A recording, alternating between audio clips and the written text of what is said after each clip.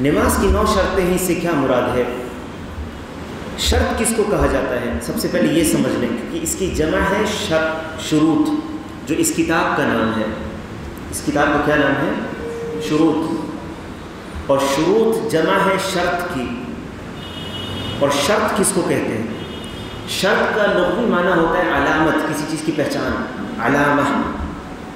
اسی لیے قیامت کی جو نشانیاں ہیں اس کو کہتے ہیں اشراط الساعہ۔ تو شرط کی جمع شروط بھی ہے، شرائط بھی ہے اور اشراط بھی ہے، تینوں اس کی جمع ہوتی ہے۔ شرط کی جمع شروط بھی ہے، شرائط بھی ہے اور اشراط بھی ہے۔ یہ جو شروط ہیں یہ جمع ہے شرط کی۔ اور شرط کا معنی کیا ہوتا ہے؟ ایک تو میں نے بتایا لغوی اعتبار سے اس کا معنی ہوتا ہے کسی چیز کی پہچان، علامت۔ اور دوسری چیز میں پہلے عربی میں بول دوں گا، اس کے بعد آپ کو سمجھاؤں گا۔ وَمَا يَلْزَمُ مِنْ عَدْمِهِ الْعَدَمُ، عدم الحکم، وَلَا يَلْزَمُ مِنْ وُجُودِهِ الْوُجُود۔ کیا معنی ہے اس کا؟ جس چیز شرط اس چیز کو کہتے ہیں کہ اگر اس کی موجودگی نہیں ہوگی تو مشروط بھی نہیں ہوگا۔ مشروط بھی، جس کے لیے یہ شرط لگی ہے، اس کا بھی وجود نہیں ہوگا۔ اب مثال کے طور پر نماز کی شرط ہے طہارت۔ آپ جانتے ہیں کہ بغیر وضو کے نماز نہیں ہوگی، جیسے کہ حدیث میں لا تقبل صلاۃ احدکم اذا احدث حتى يتوضا، تم میں سے کسی کی نماز نہیں ہوتی اگر اس کا وضو ٹوٹ جاتا ہے یہاں تک کہ وہ وضو کر لے۔ تو جانتے ہیں کہ طہارت شرط ہے نماز کی۔ اس کا معنی یہ ہے کہ اگر طہارت نہیں ہوگی تو شرط ہے یہ، تو اس سے لازم ہے کہ نماز بھی نہیں ہوگی۔ شرط نہیں ہوگی تو نماز بھی نہیں ہوگی۔ لیکن اگر شرط کی موجودگی ہے تو لازم نہیں کہ مشروط بھی ہو۔ مثال کے طور پر آپ وضو کرتے ہیں، طہارت حاصل کرتے ہیں، کیا وضو آپ نے کر لیا ہے تو لازم ہے؟ کیا یہ لازم ہے؟ کم کرو اس کو، کم کرو آواز۔ کیا یہ لازم ہے کہ نماز آپ پڑھیں گی؟ آپ نے وضو کر لیا ہے تو کیا ضروری ہے کہ آپ نماز پڑھیں؟ بتائیے۔ وضو کر لیا آپ نے کبھی، ٹھیک ہے، آپ کو کہا جو وضو کر لیا آپ نے، تو کیا ضروری ہے کہ وضو کر لیا تو نماز بھی پڑھنا آپ کو ضروری ہے؟ ضروری نہیں ہے۔ تو اسی لیے شرط کی موجودگی یہ لازم نہیں کرتی ہے کہ جو مشروط ہے وہ اس کی بھی وجود ہو، لیکن یہ جو مشروط ہے جیسے نماز، اس کے وجود کے لیے ضروری ہے کہ شرط کی موجودگی۔ اب سمجھ گئے؟ اس کا معنی یہ ہوا کہ جو شرطیں آپ پڑھ رہے ہیں، 9 شرطیں یہاں پر، ان میں سے کوئی ایک شرط بھی اگر نہیں ہوگی تو آپ کی نماز نہیں ہوگی۔ اگر ان میں سے کوئی ایک شرط بھی اگر نہیں ہو تو آپ کی نماز ہوگی؟ نہیں ہوگی۔ یہ ہے شرط کا معنی۔ تو کہتے ہیں شروط الصلاۃ 9 ہے۔ ایک چیز یاد رکھیں، یہاں پر 9 لکھا ہوا ہے۔ اگر کسی اور لوگ سے پوچھیں گے جو دوسرے فقہ کے ماننے والے ہیں، وہ کہتے ہیں مثال کے طور پر 7۔ تو آپ یہ نہیں کہہ سکتے کہ تم جاہل ہو، تم کو نہیں پتہ ہے کہ 9 ہوتی ہے، تم 7 کہہ رہے ہو۔ کیوں؟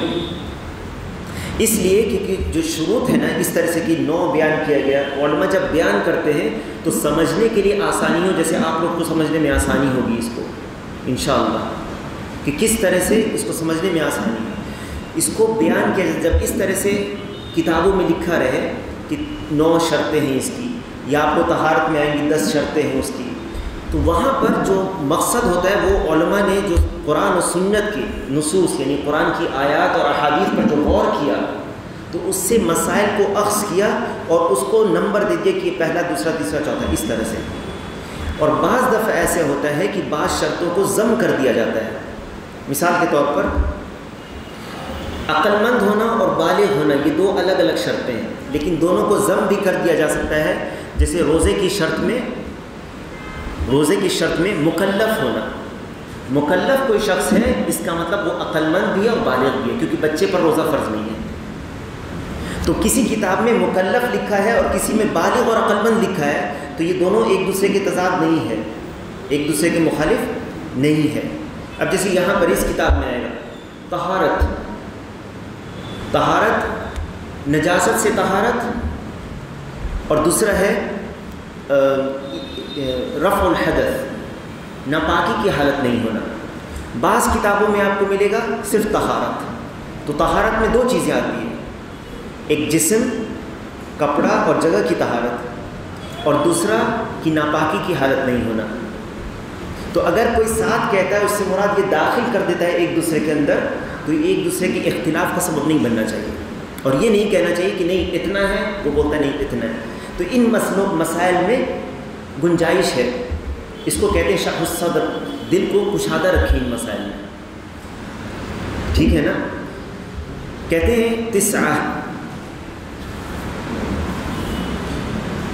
اس کے بعد کہتے ہیں الاسلام والعقل، پہلا ہے اسلام، دوسرا ہے العقل، تیسرا ہے التمیز، اسلام مسلمان ہونا، العقل عقل مند ہونا، تمیز کسی چیز میں فرق کرنے کی صلاحیت ہونا۔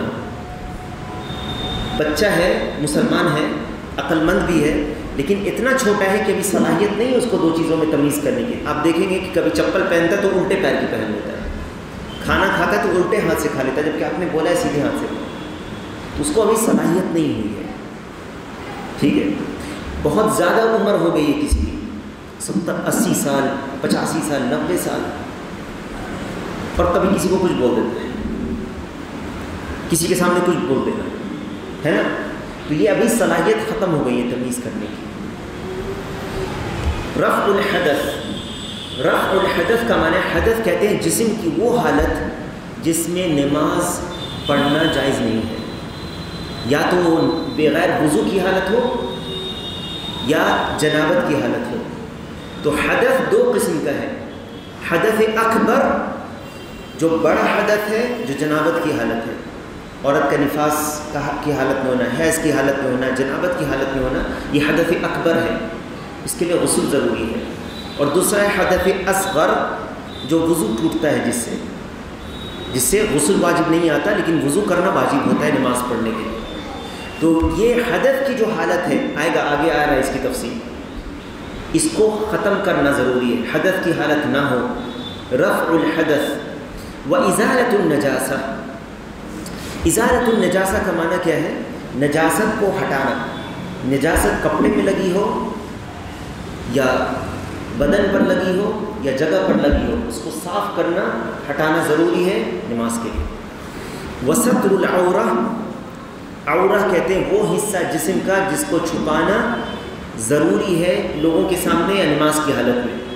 عورہ مرد کا کیا ہوتا ہے، عورتوں کا کیا ہوتا ہے، آگے بیان ہوگا، وہ اگر کھل جاتا ہے تو نماز آپ کی باطل ہو جائے گی، ٹھیک ہے۔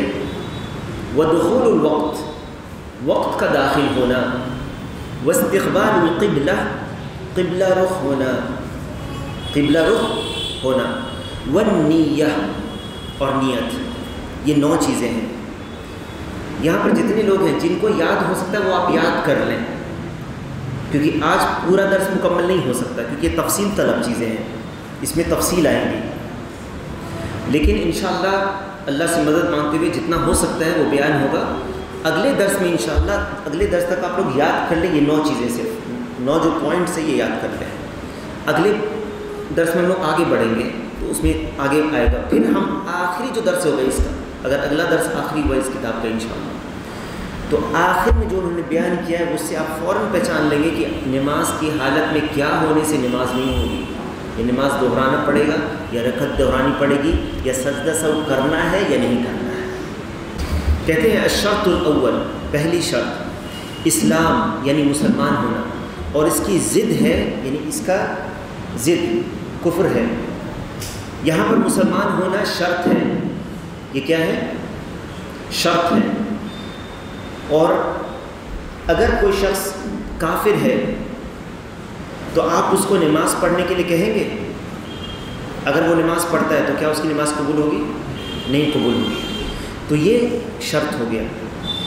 کہتے ہیں وضدہ الکفر، اور کفر جب بولا جائے تو اس میں داخل ہے شرک، اس میں شرک داخل ہے، اور یہ ایسے الفاظ ہیں کفر اور شرک کہ اگر کوئی ایک چیز بیان ہو جیسے کفر اگر بیان ہو رہا ہے تو اس کے اندر شرک کا معنی پایا جاتا ہے، اور اگر شرک بیان ہو تو اس کے اندر کفر کا معنی پایا جاتا ہے۔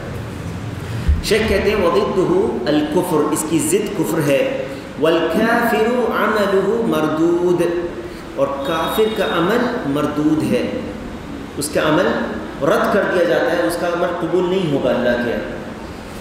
ولو عمل ای عمل، کوئی بھی عمل وہ کرے، کتنا صدقہ کرے، کتنا خیرات کرے، کتنی نمازیں پڑھے، اگر اس کے اندر کفر ہے، کفر اکبر جو ملت سے، دین اسلام سے خارج کر دینے والا کفر ہوتا ہے، یا شرک ہے، تو اس کا عمل کوئی فائدے کا نہیں ہے۔ اور پھر اس کی دلیل بیان کرتے ہیں، والدلیل قولہ تعالی، اس کی دلیل اللہ تعالیٰ کا فرمان ہے، ما كان للمشركين ان يعمروا مساجد الله شاهدين على انفسهم بالكفر اولئك حبطت اعمالهم وفي النار هم خالدون۔ ما كان للمشركين، اب دیکھو جو آیت لا رہے ہیں اوپر بیان کیا ہے کفر، لیکن جو آیت آ رہی ہے نیچے وہ کون سی ہے؟ مشرکین کے تعلق سے۔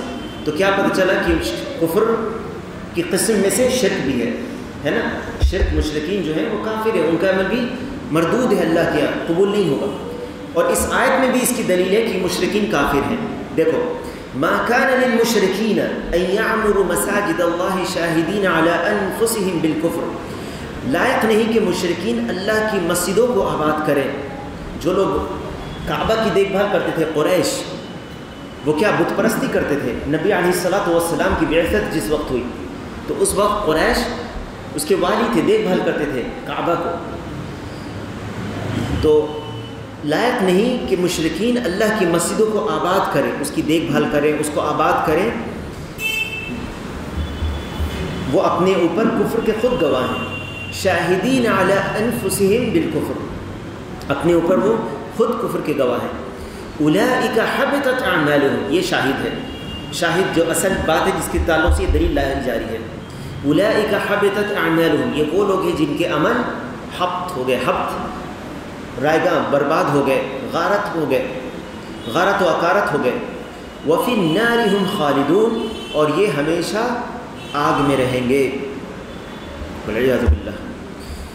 اور پھر کہتے ہیں دوسری آیت، وقولہ تعالی وقدمنا الی ما عملوا من عمل فجعلناہ ھباء منثورا، انہوں نے جو بھی اعمال کیے تھے ہم ان کی طرف بڑھ کر انہیں پراگندہ ذروں کی طرح کر دیں گے، یا کر دیا۔ ان کے جو بھی اعمال ہوتے ہیں مشرکین کے، وہ اللہ تعالیٰ اس کو بالکل ختم کر دے گا، کوئی اس کا وزن نہیں ہے اللہ کے نزدیک۔ تو یہ جو مشرکین ہیں، اسی لیے میرے بھائیوں، ایمان سب سے بڑی دولت ہے، بہت اہم چیز ہے۔ اور لا الہ الا اللہ محمد رسول اللہ کے تعلق سے، لا الہ الا اللہ کے تعلق سے ہو چکی ہے باتیں، اور محمد رسول اللہ کے تعلق سے ہو چکی ہے، جس کے تعلق سے پھر بدعت اس کی ضد ہے، ٹھیک ہے؟ تو وہ پہلے بیان ہو چکا ہے، اس لیے اس پہ زیادہ ابھی نہیں بولوں گا۔ الشرط الثانی، دوسری شرط، العقل۔ اب 9 کو بیان کرنے کے بعد پہلے 9 عدد بیان کیا، 9، اس کے بعد 9 کا ذکر کیا، اس کے بعد ہر کا ذکر ہو رہا ہے، اس کی تفصیل دلیل کے طور پر پیش کی جا رہی ہے۔ دلیل کے ساتھ اگر آپ جانتے ہیں کوئی چیز، یہ علم ہے، علم کو جاننا کسی چیز کو دلیل کے ساتھ، کیا دلیل ہے اس کی، یہ دلیل ہے۔ دوسرا العقل، وضدہ الجنون، دوسری چیز ہے عقل مند ہونا، عقل مندی، اور اس کی ضد جنون یا پاگل پن ہے۔ والمجنون مرفوع عنہ القلم، مجنون شخص جو ہے، جو پاگل شخص ہے، وہ مرفوع القلم ہے۔ مرفوع القلم کیا معنی ہے اس کا؟ مرفوع القلم کا معنی یہ ہے کہ اس کا نہ حساب نہیں لکھا جا رہا، اگر وہ اچھا کام کرتا وہ بھی نہیں لکھا جاتا، وہ برا کام کرتا وہ بھی نہیں لکھا جاتا، اس سے قلم اٹھا لیا گیا، قلم التکالیف، اس کے عمل کا اعتبار نہیں ہے۔ کب تک؟ حتی یفیق۔ والدلیل الحدیث، اور اس کی دلیل کیا ہے؟ حدیث ہے۔ نبی علیہ الصلاۃ والسلام نے فرمایا رفع القلم عن 3، 3 قسم کے لوگوں سے قلم اٹھا لیا گیا ہے، 3 قسم کے لوگوں سے قلم اٹھا لیا گیا ہے۔ یہاں پر جو حدیث ہے، اس کتاب کے حاشیہ میں لکھا ہے کہ مختلف الفاظ سے یہ حدیث ثابت ہے۔ جب حاشیہ میں یہ لکھا رہے کہ مختلف الفاظ سے یہ حدیث ثابت ہے، اس کا معنی مصنف نے جو بیان کیا ہے اس کتاب میں، اصل کتاب میں، مصنف نے جو اصل کتاب میں بیان کیا ہے، وہ جو حدیثوں میں مختلف الفاظ ہیں ان کو اپنے لفظ میں انہوں نے بیان کیا. تو مختلف الفاظ میں تو یہ ثابت ہے یہ حدیث، لیکن جس لفظ سے مصنف نے اوپر بیان کیا ہے وہ سب ایک حدیث میں نہیں ہے. معنی صحیح ہے تو یہ معنی کے ساتھ روایت کیا انہوں نے، ٹھیک ہے. تو اسی لیے اس کے حاشیہ میں اس حدیث کو بھی ذکر کر دیا گیا ہے جس میں اس سے سب سے قریب معنی اور وہ لفظ ہے جو حدیث میں، ٹھیک ہے. مختلف الفاظ سے یہ حدیث ثابت ہے جسے ابو داؤد، حاکم اور احمد نے روایت کیا ہے. ابو داؤد اور ابن ماجہ کی صحیح روایت میں ہے رفع القلم عن ثلاثہ، 3 قسم کے لوگوں سے یا قلم 3 لوگوں سے اٹھا لیا گیا ہے. عن النائم حتى يستيقظ، سوئے ہوئے شخص سے یہاں تک کہ وہ بیدار ہو جائے، سوئے ہوئے شخص سے یہاں تک کہ وہ بیدار ہو جائے. وعن الصبی حتى يحتلم، اور بچے سے یہاں تک کہ وہ بالغ ہو جائے. وعن المجنون حتى يعقل، اور مجنون شخص سے، دیوانے شخص سے یہاں تک کہ وہ عقل مند یا اسے عقل آ جائے. اب یہاں پر غور کریں، یہ 3 حالتیں ایسی ہیں، یہ 3 حالتیں ایسی ہیں جس میں سے ایک حالت ایسی ہے جو یہاں پر بیان ہوئی ہے، یعنی عقل مند، اور اس کی ضد کیا ہے؟ جنون ہے. اور جنون کئی قسم کا ہو سکتا ہے، جنون کئی قسم کا ہو سکتا ہے. بعض جنون جو ہوتا ہے یا بعض قسم کا جو دیوانہ پن ہے وہ افاقہ ہو جاتا ہے انسان کو، یا تو دوا کھانے سے یا اس کا علاج کرانے سے، یا کبھی ایسے بھی اللہ کے حکم سے وہ بہتر ہو جاتا ہے، عقل مند ہو جاتا ہے، سمجھ آ جاتی ہے. پھر کسی حالت میں وہ مجنون کی حالت میں ہو جاتا ہے. خاص کر جس کے اوپر جن بھی آتا ہے، جن کی وجہ سے بھی جنون ہوتا ہے انسان، جن کی وجہ سے، جنوں کے آصیب زدہ اگر ہوتا ہے تو اس کو بھی جنون کی حالت ہوتی ہے. تو اگر یہ حالت ہے کہ جنون کی حالت میں ہے تو اس کو نماز کا حکم نہیں دیں گے، کیونکہ وہ مکلف اب نہیں رہا اس وقت، نماز کا حکم نہیں دیں گے اس کو. لیکن جب افاقہ ہو جاتا ہے اس کو تو اس کو نماز کا حکم دیا جائے گا. اس سے یہ بھی پتہ چلتا ہے کہ جو پہلی 2 قسم ہیں، جسے سویا ہوا شخص اور بچہ، یہ 2 مجنون نہیں ہیں. کیوں؟ کیونکہ حدیث میں مجنون کا بھی ذکر ہے، سوئے ہوئے شخص کا بھی ذکر ہے اور چھوٹے بچے کا بھی ذکر ہے. تو مجنون کو الگ سے بیان کیا گیا ہے، مجنون کو الگ سے بیان کیا گیا. مجنون کا حکم الگ ہے، چھوٹے بچے کا الگ حکم ہے، اور اسی طرح سے جو سویا ہوا شخص ہے اس کا الگ حکم ہے. سویا ہوا جو شخص ہے اس کے تعلق سے اگر نماز کا وقت ہو گیا ہے تو کیا اس کو اٹھائیں گے یا نہیں اٹھائیں گے؟ پہلا مسئلہ. اگر کہتے ہیں کہ یہ سویا ہوا چھوڑ دو اس کو، کیونکہ سوئے ہوئے شخص کے تعلق سے یہ ہے کہ اگر اس کی نماز چھوٹ جاتی ہے تو گناہ نہیں ہوگا اس کو. نیند کی وجہ سے، نیند کا غلبہ اگر ہے اور نماز کا وقت نکل گیا تو اس کو گناہ نہیں ہوگا. جیسے کہ اللہ کے نبی صلی اللہ علیہ وسلم نے فرمایا اذا نام احدکم اذا نام احدکم او نسی، اگر نماز تم میں سے کوئی بھول گیا یا وہ سو گیا، اذا نام احدکم عن الصلاة او نسیها فلیصلیها اذا ذکرها، اور كما قال صلی اللہ علیہ وسلم، جب تم میں سے کوئی نماز سے سویا رہ گیا، یعنی نماز کا وقت آیا اور چلا گیا، وہ نیند میں تھا، یا وہ بھول گیا کہ اس نے نماز پڑھی ہے، بھول گیا، ذہن سے نکل گیا، کسی کام میں وہ رہا اور ذہن سے بالکل نکل گیا، یہاں تک کہ وقت چلا گیا، تو اللہ کے نبی صلی اللہ علیہ وسلم نے فرمایا فَلْيُصَلِّيهَا إِذَا ذَكَرَهَا، وہ پڑھ لے جب اسے یاد آ جائے، وہ پڑھ لے جب اسے یاد آ جائے. تو کیا جو شخص سویا ہوا ہے، کیا جو شخص سویا ہوا ہے، ہم یہ کہہ سکتے ہیں کہ اس کو چھوڑ دو، سوئے ہوئے رہنے دو، کیونکہ اس کے لیے تو ہے کہ جب یہ جاگے گا تب نماز پڑھ لے گا. اس کا کیا جواب ہے؟ ہاں، کیا آپ کو اٹھانا ہے اس کو یا نہیں اٹھانا ہے؟ اٹھانا ہے. بارک اللہ فیکم. اس کو اٹھانا ہے. کیا دلیل ہے اس کی؟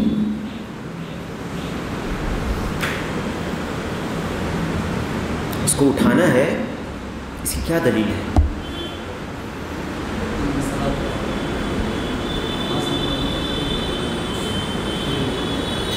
نماز تو وقت پر مقرر ہے ہی، وہ سویا وہ اس کو اٹھانا ہے، تو اس کی کیا دلیل ہے؟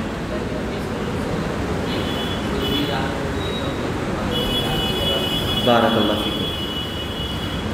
جب نفلی نمازوں کے لیے نبی صلی اللہ علیہ وسلم نے بعض اوقات میں اپنے گھر والوں کو اٹھایا، جب نفلی نماز کے جو فرض نہیں ہے،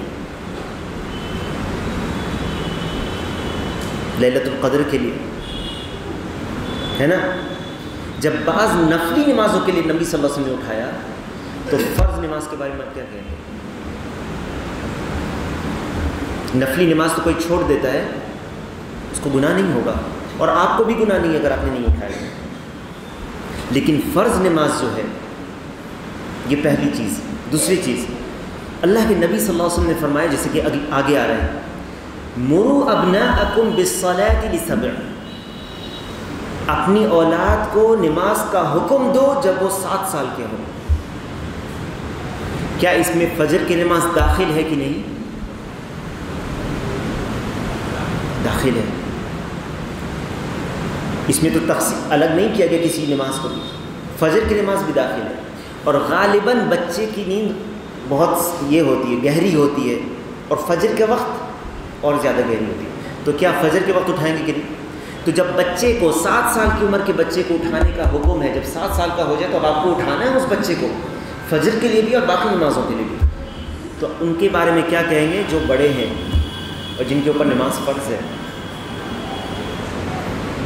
اور اسی لیے نماز کو وقت پر ادا کرنے کے لیے جو اسباب ہے اس کو آپ کو اختیار کرنا بھی ضروری ہے. جیسے جلدی سونا، کہ کوئی جانتا ہے کہ اس کی نیند بہت سخت ہے، گہری ہوتی ہے نیند، ہاں، تو اس کو اسباب اختیار کرنا ہے. یا تو وہ جلدی سوئے، یا دوسروں کو بول دے مجھے اٹھا دینا، یا الارم لگا لے، ہے نا. تو یہ ساری چیزیں کرنا یہ ضروری ہے اس کے لیے.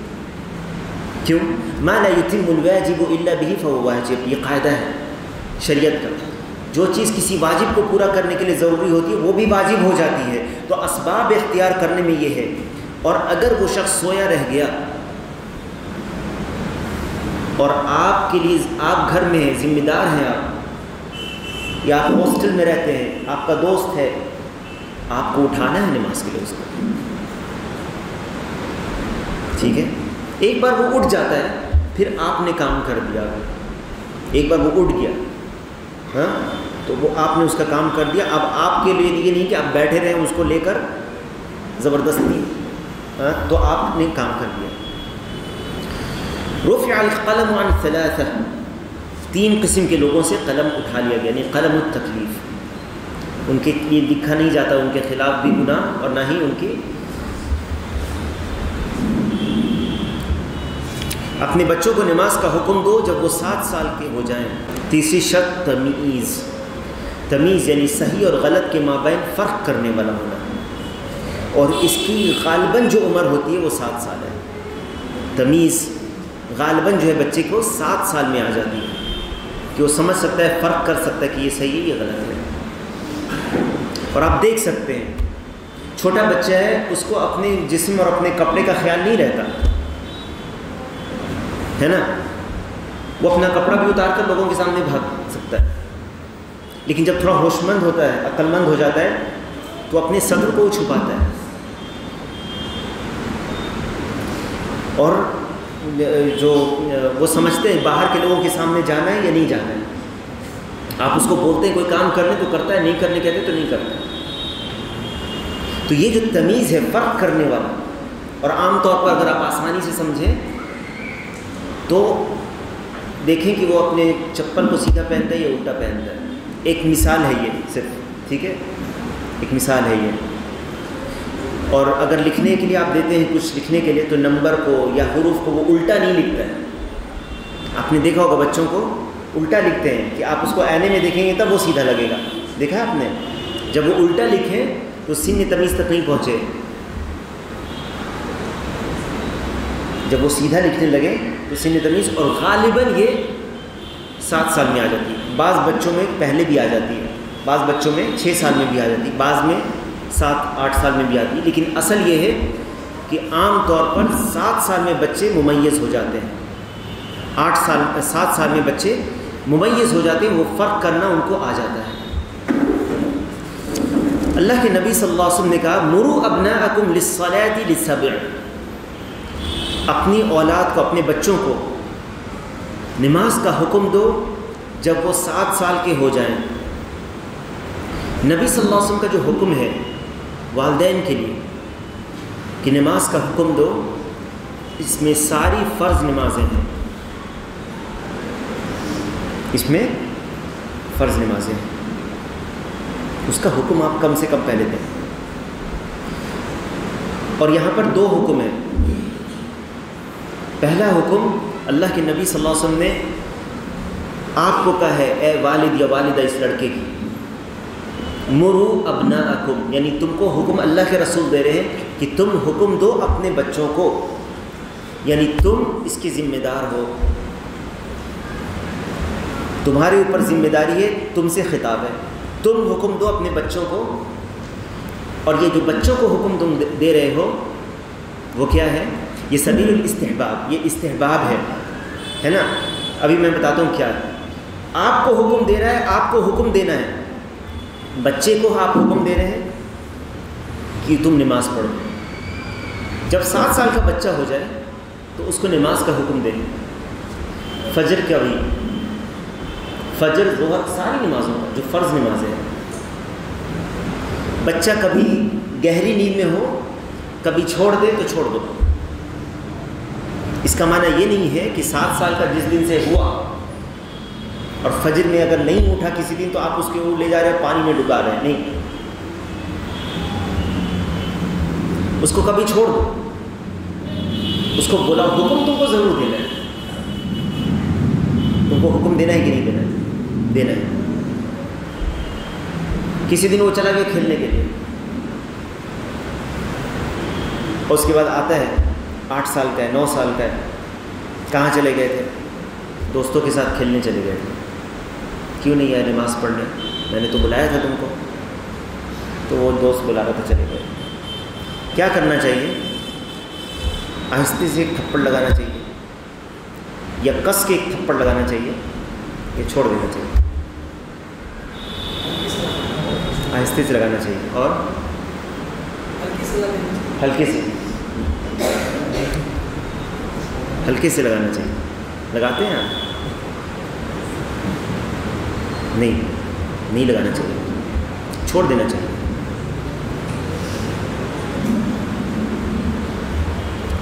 کیوں چھوڑ دینا چاہیے؟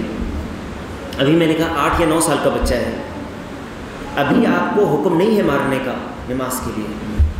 حدیث پورا دیکھیں. مروا ابناءکم للصلاۃ لسبع، مروا ابناءکم بالصلاۃ لسبع ہے. اس میں للصلاۃ لکھا ہوا ہے، اس میں بالصلاۃ، مختلف الفاظ سے ہے. مروا ابناءکم یا مروا اولادکم بالصلاۃ لسبع، اپنی بچوں کو نماز کا حکم دو جب وہ 7 سال کے ہوں. وَاضْرِبُوهُمْ عَلَيْهَا لِعَشْرٍ، اور اس پر ان کو مارو جب 10 سال کے ہو جائیں. تو اللہ کے نبی صلی اللہ علیہ وسلم نے کیا بتایا ہے؟ 10 سال کی عمر بتایا مارنے کی. تو 9 سال میں آپ ماریں گے تو یہ تشدد ہو جائے گا. یہ نبوی طریقہ نہیں ہے. 8 سال کا بچہ ہے، 7 سال کا بچہ، ابھی 7 سال میں تو آپ نے حکم دینا شروع کیا.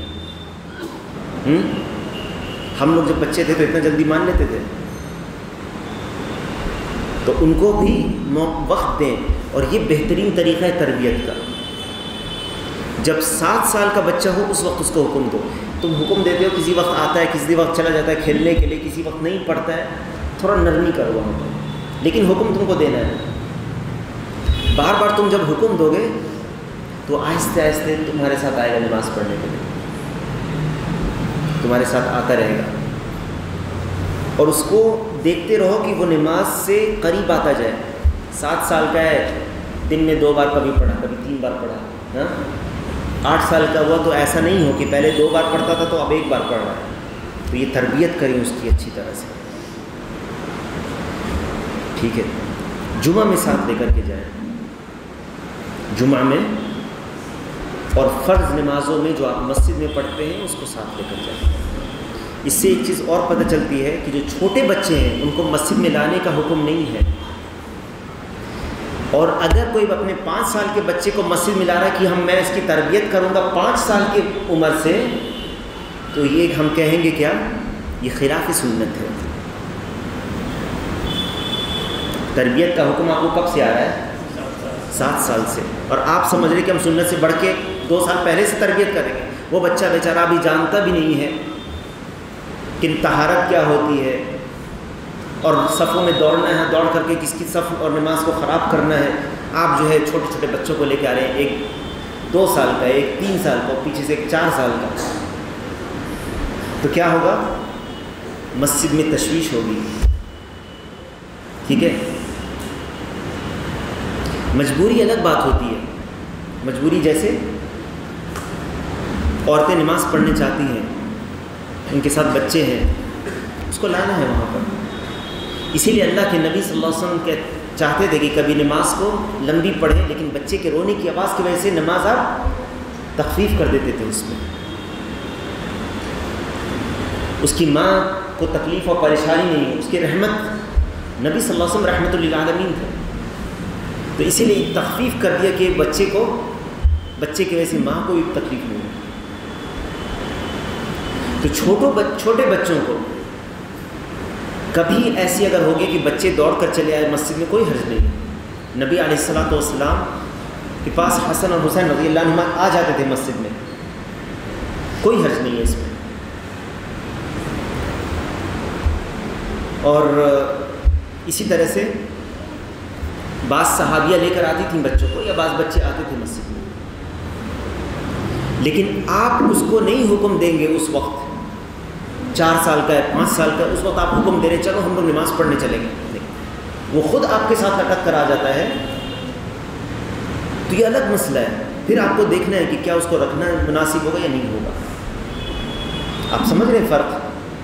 خود بچہ ضد کر کے آتا ہے، اور یا گھر میں کوئی نہیں دیکھنے والا ہے، اور کسی خطرہ ہے کسی چیز کا، اکیلے آپ چھوڑ نہیں سکتے بچوں کو،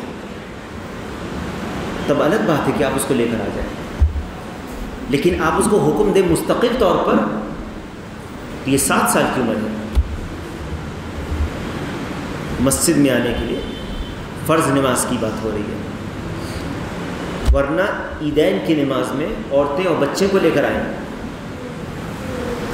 عیدین کی نماز میں ظاہر سی بات ہے عورتوں کو لانے کا حکم ہے، تو عورتوں کو تو چھوڑیں گے تو بچوں کو تو اکیلے چھوڑیں گے نہیں، ہے نا. تو مروا ابناءکم بالصلاة لسبع واضربوهم عليها ل10 وفرقوا بينهم في المضاجع. اور ان کے بستر کو الگ کر دو. بستر الگ کرنے کا کون سی عمر ہے؟ 10 سال. لڑکا کی بھی بستر کو الگ کرو، لڑکے کا بستر تو الگ کرو، لیکن لڑکے کا بستر الگ کرو. وفرقوا بینہم فی المضاجع. ہاں، چوتھی شرط طہارت کا ہونا. چوتھی شرط کیا ہے؟ الشرط الرابع رفع الحدث. رفع الحدث. اور اس کے بعد والی جو شرط ہے ازالۃ النجاسہ. یہ دونوں طہارت سے اس کا تعلق ہے. دونوں کا تعلق کس سے ہے؟ طہارت سے ہے. ابھی تک ہم لوگ کتنا پڑھ چکے ہیں شرط؟ 3. کون سی ہے؟ الاسلام، اسلام، مسلمان ہونا، عقل مند ہونا. یعنی عقل کس کی ضد ہے؟ جنون کی، یعنی پاگل، جنون نہیں ہونا، مجنون نہیں ہونا. ٹھیک ہے. اور تیسری تمیز. اور اس کی جو ضد ہے وہ ہے کہ بچپنا. یہ کہا جا سکتا ہے بچپنا، یا یہ کہا جا سکتا ہے کہ یہ جو تمیز ہے نا، تمیز یہ 2 چیز ہوتی ہے. ایک تو بچے میں بھی ہوتی ہے، بہت چھوٹے جو تمیز نہیں ہوتی اس میں. تمیز جو نہیں ہوتی تو یہ بچپنا ہے اس کا. لیکن بہت بوڑھے شخص کے اندر بھی یہ چیز آتی ہے. بہت بوڑھا جو شخص ہوتا ہے اس کے اندر بھی فرق کرنے کی تمیز باقی نہیں رہتی. وَمَن نُعَمِّرْهُ نُنَكِّسْهُ فِي الْخَلْقِ, ہے نا. اس لیے بہت بوڑھا شخص ہے جس کو مثال کے طور پر ڈیمنشیا ہے, ڈیمنشیا ہو گیا, یا اس طرح کی کوئی مرض ہے,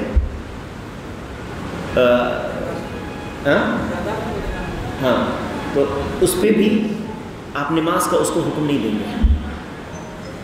آپ کے گھر میں کوئی بہت بزرگ ہو, اس کو ڈیمنشیا کی بیماری ہو, یا اس کو سمجھ میں نہیں آتی ہو بات, ہے نا, تو وہ آپ نماز کا حکم نہیں دیں گے, نماز کا حکم نہیں دیں گے. اس کو وہ کبھی کچھ کہنے لگتا ہے, کبھی کچھ کہنے لگتا ہے, کبھی بچے کی طرح حرکت کرنے لگتا ہے, تو یہ اب اس کی حالت وہ ایسی نہیں ہے. تو یہاں پر جو چوتھی شرط ہے, الشرط الرابع رفع الحدث. رفع الحدث, رفع الحدث وهو الوضوء المعروف. چھوڑ دو بیٹا. رفع الحدث هو الوضوء المعروف, یہ وضو ہے جو معروف ہے. حدث وہ حالت ہے جسم کی جس کی موجودگی میں نماز نہیں پڑھی جائے گی. تین چیزیں ہیں, یاد رکھیں. پہلی چیز نماز نہیں پڑھ سکتے اس حالت میں, دوسری چیز قرآن نہیں چھو سکتے اس حالت میں, اور تیسری چیز طواف نہیں کر سکتے اس حالت میں. کتنی چیزیں ہو گئی؟ تین چیزیں. نماز نہیں پڑھ سکتے, قرآن نہیں چھو سکتے, اور قرآن سے مراد قرآن جو کتاب کی شکل میں, موبائل نہیں, اور تیسری چیز طواف نہیں کر سکتے. اس کے لیے رفع الحدث شرط ہے. ٹھیک ہے. حدث وہ حالت ہے جسم کی جو ان عبادتوں کے کرنے میں رکاوٹ ہوتی ہے, مانع ہوتی ہے, اور یہ دو قسم کی ہے, حدث اکبر اور حدث اصغر. میں حدث کا لفظ استعمال کر رہا ہوں کیونکہ اردو میں اس کا کوئی اور لفظ نہیں ہے, ہے نا, سوائے ناپاکی کے. تو حدث اکبر یہ تین حالتیں ہو سکتی ہے حدث اکبر کی. پہلی حالت حیض کی جو حالت ہے عورتوں میں, دوسری حالت نفاس کی حالت یعنی بچے کی پیدائش کے بعد جو خون جاری ہوتا ہے, تیسری حالت جماع سے یہ واجب ہو جاتا ہے, جماع سے یہ حالت ہو جاتی ہے, جماع سے, اور چوتھی حالت منی کا نزول, منی کا خروج سے. یہ چار چیزیں ہیں جس جو حدث اکبر کی صورت ہے. کتنی ہو گئی؟ 4 ہو گئی. اس کے لیے غسل واجب ہوتا ہے, اس کے لیے غسل واجب ہوتا ہے, الا یہ کہ حیض و نفاس کے لیے پہلے طہارت حاصل کرنے کے بعد غسل حاصل کرے گی. طہر کی حالت میں عورت غسل کرے گی. اگر حیض کی حالت جاری ہے تو غسل کرنے سے یہ حالت ختم نہیں ہوگی جب تک کہ طہر نہیں ہو جائے. ٹھیک ہے. نفاس کی حالت میں بھی ایسے ہی ہے, لیکن اس کے علاوہ جو صورتیں ہیں اس میں غسل کرنا واجب ہے. ٹھیک ہے. یہ ہے حدث اکبر. کیا کہتے ہیں اس کو؟ حدث اکبر. اور اس کی موجودگی میں جو عبادت آپ نہیں کر سکتے وہ ہے نماز اور قرآن کی تلاوت اور طواف. ٹھیک ہے. روزہ رکھ سکتے ہیں, روزہ رکھ سکتے ہیں, الا یہ کہ روزہ کے حالت میں, روزے کا وقت شروع ہونے سے پہلے کے حالت میں جماع حرام ہے. روزہ پھر وہ اس کا کفارہ ادا کرنا پڑے گا. تو تو یہ دوسری کیا ہے، یہ حدث اکبر کی حالت ہے، اور حدث اکبر کی سے پاکی حاصل کرنے کے لیے، اس حدث کو ہٹانے کے لیے غسل ضروری ہے۔ اور غسل میں صرف وہ چیز بتاؤں گا جو مجزی ہوتا ہے۔ دو چیزیں ہیں، ایک ہے مجزی یعنی اتنا کر لیا تو کافی ہے، اور اگر بضابطے سنت طریقے سے کریں گے تو اجر زیادہ ہے۔ تو دو ہے، ایک ہے مجزی، کم سے کم اتنا، اور اس کتاب میں جو چیزیں بیان ہو رہی ہیں وہ مجزی ہیں، اس میں بہت تفصیل نہیں ہے، کہ جب پہلے کسی کو آپ بتاتے ہیں تو اگر بہت زیادہ تفصیل بتائیں گے تو اسے یاد نہیں رہے گی۔ ابھی کسی شخص کو کیا کوئی نیا مسلمان ہے، اس کو اپنے نماز کا پورا طریقہ شروع سے آخر تک 2 گھنٹے میں بتا دیں، کتنا یاد رکھے گا؟ وہ یاد رکھ پائے گا؟ صرف اس کو یہ بتاؤ کہ پہلے کیا کم سے کم ضروری ہے۔ غسل میں جو مجزی ہے، جو کم سے کم ضروری ہے، جس سے غسل ہو جاتا ہے، وہ نیت ہے جو دل میں ہوتی ہے، زبان سے نہیں بولتے۔ حدث اکبر کو ختم کرنے کی نیت سے غسل آدمی جو کرتا ہے، کلی کرنا، ناک میں پانی ڈالنا اور پورے جسم پر پانی بہانا، ایک بار کم سے کم، یہ مجزی ہے۔ کلی کی جو صفت ہے میں بتاؤں گا کیسی صفت ہے اس کی، اور ناک میں پانی کہاں تک ڈالتے ہیں یہ بھی آئے گا، اور پورے جسم پر ایک بار پانی بہا دینا، یہ مجزی ہے۔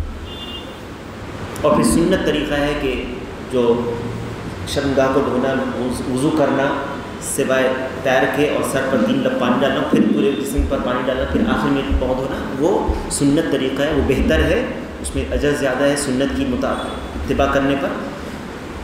اور یہ طریقہ کم سے کم اتنا اگر کوئی کر لیتا ہے نیت کے ساتھ تو اس کا غسل ہو جائے گا۔ کیوں بتایا جاتا ہے؟ بہت سے لوگ ہوتے ہیں جن کو وسوسہ کی بیماری ہوتی ہے، ٹھیک ہے، تو اس طرح سے اگر آپ سمجھا دیں گے تو وہ وسوسہ اس کا زیادہ نہیں آئے گا، وہ سمجھ جائے گا کہ ہاں ہو گیا ہے۔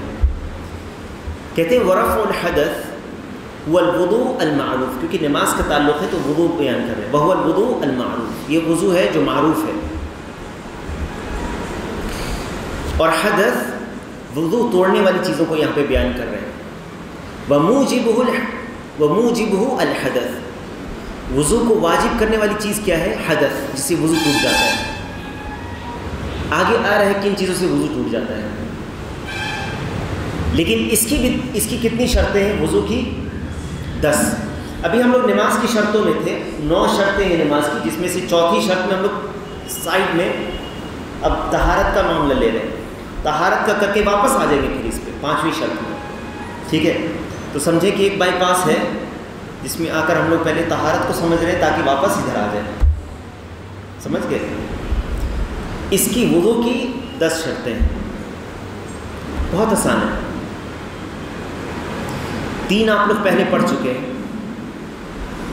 اسلام، العقل، عقل مند ہونا، اسلام مسلمان ہونا، اور تمیز ہونا، 3 چیزیں آپ جان چکے ہیں، وہی چیز اس میں بھی ہے۔ چوتھی چیز ہے نیہ، والنیہ، نیت کرنا وضو کی۔ کیا معنی ہے نیت کرنا؟ کیا آپ زبان سے بولیں گے یا اللہ میں نیت کرتا ہوں وضو کرنے کا اثر کے لیے؟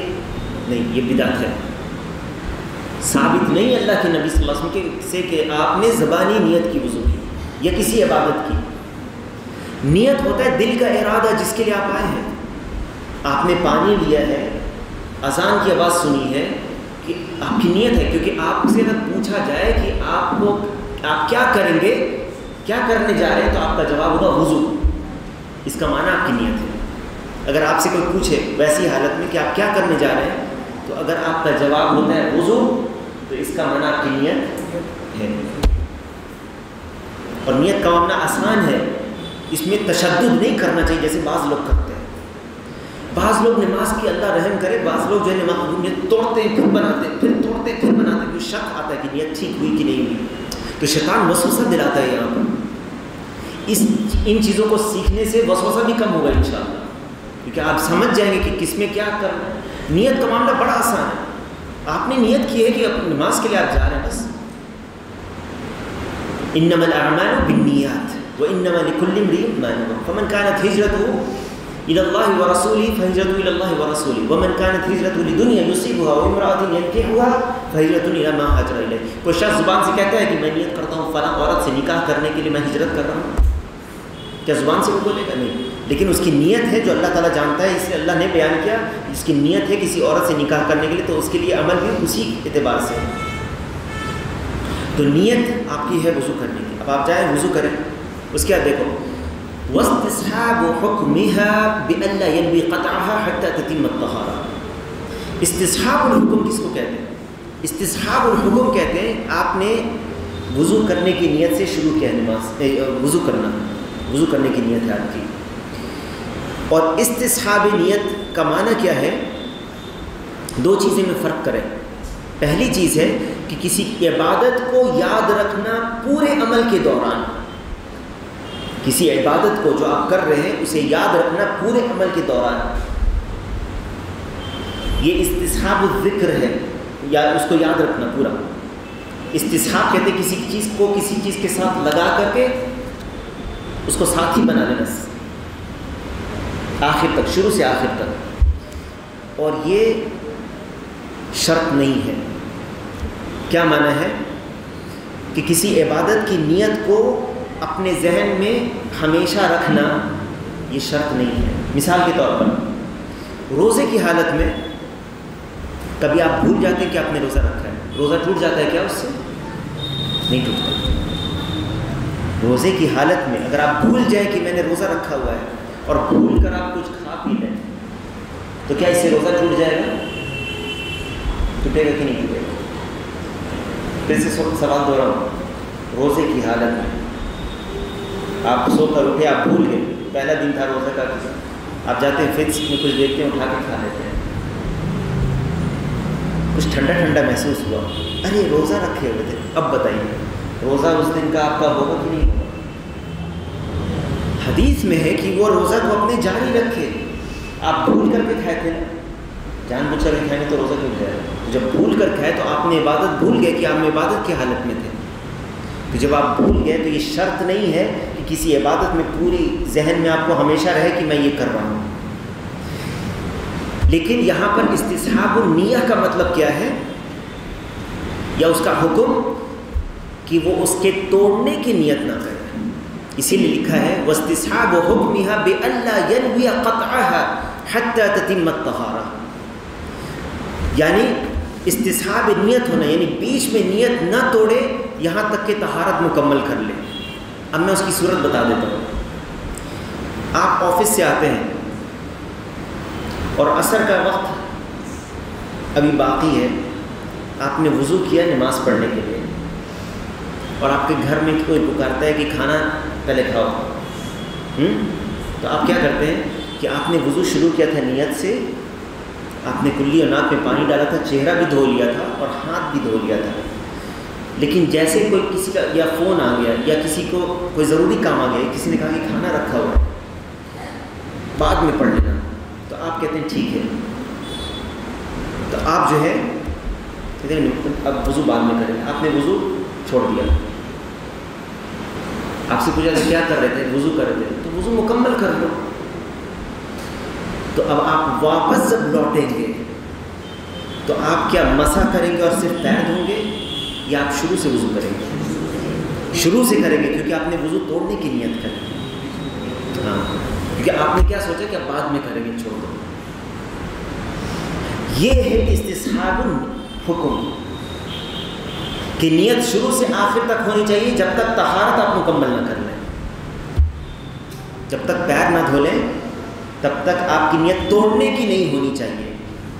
کیونکہ اگر آپ نے بیچ میں توڑنے کی نیت کر لی کہ بعد میں کر لیں گے اور پھر لوٹتے ہیں آپ، تو وضو شروع سے کرنا پڑے گا.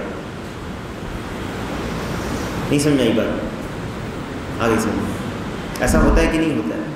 ہاں ہوتا ہے کہ نہیں؟ ایسا ہوتا ہے نا. اب سمجھ جائیے گا اس کو. واستصحاب حکمها بألا ينوي قطعها حتى تتم الطهارة. جب تک وہ طہارت کو مکمل نہ کر لے. ٹھیک ہے. اس کے بعد کہتے ہیں وانقطاع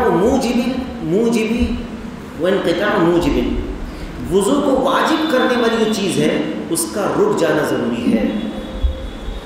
مثال کے طور پر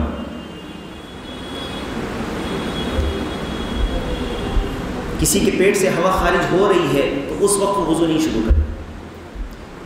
کسی کا پیشاب کا قطرہ جاری ہے، ابھی استنجا ٹھیک سے اس نے نہیں کیا پھر اٹھ گیا، لیکن اس کو محسوس ہو رہا ہے کہ پیشاب کا قطرہ جاری ہے تو وہ نہیں کرے گا وضو جب تک وہ وضو کو واجب کرنے والی چیز مکمل طور پر رک نہ جائے. واضح ہے؟ سمجھ گئے؟ اس کی ایک استثنائی صورت ہے بیماری کی حالت. بیماری کی حالت جو آگے آئے گی، آگے آ رہی ہے، اس لیے وہیں پہ بتاؤں گا. اچھا، واستنجاء او استجمار قبلہ،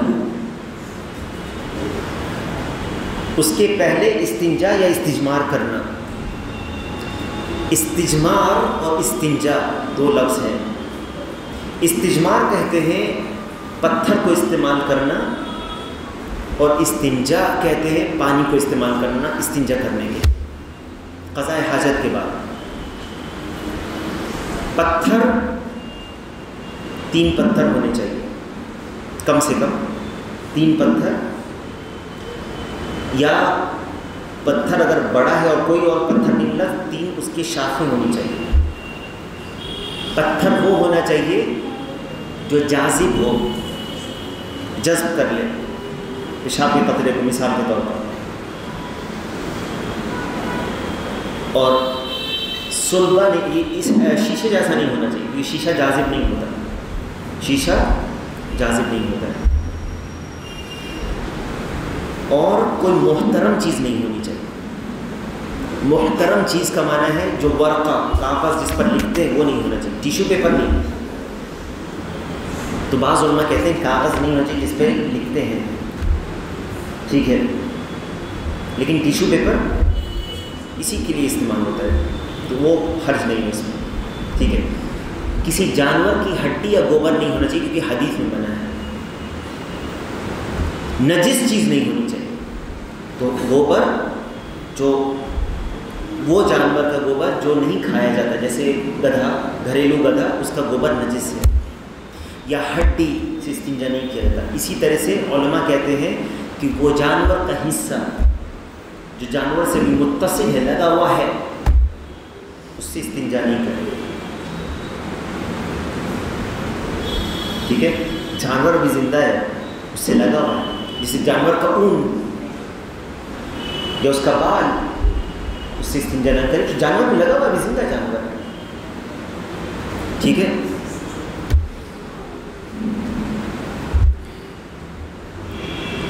او استجمار قبلہ، یا تو استنجا اور استجمار.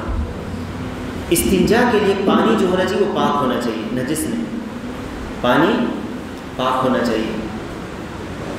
پانی جائز ہونا چاہیے. کیا معنی ہے جائز ہونا؟ پانی ناجائز ہوتا ہے کبھی؟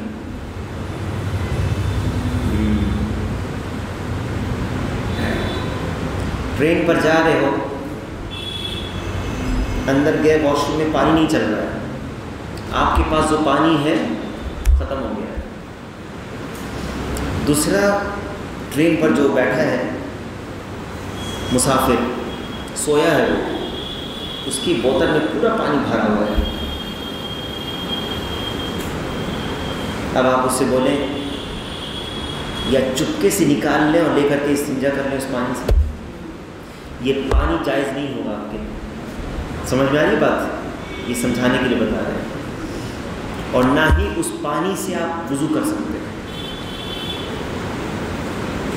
کیونکہ وہ دوسرے کی ملکیت ہے. تو ایک تو جائز اور حلال ہونا چاہیے اور ایک پاک ہونا چاہیے. سمجھ میں ایک بات کی نہیں ہے آگے یہ کیوں بتایا جا رہا ہے؟ اس کو بتانے کی کیا ضرورت ہے؟ اس کو بتانے کی کیا ضرورت ہے؟ آگے آ رہا ہے کیوں ضرورت ہے اس کو بتانے کی.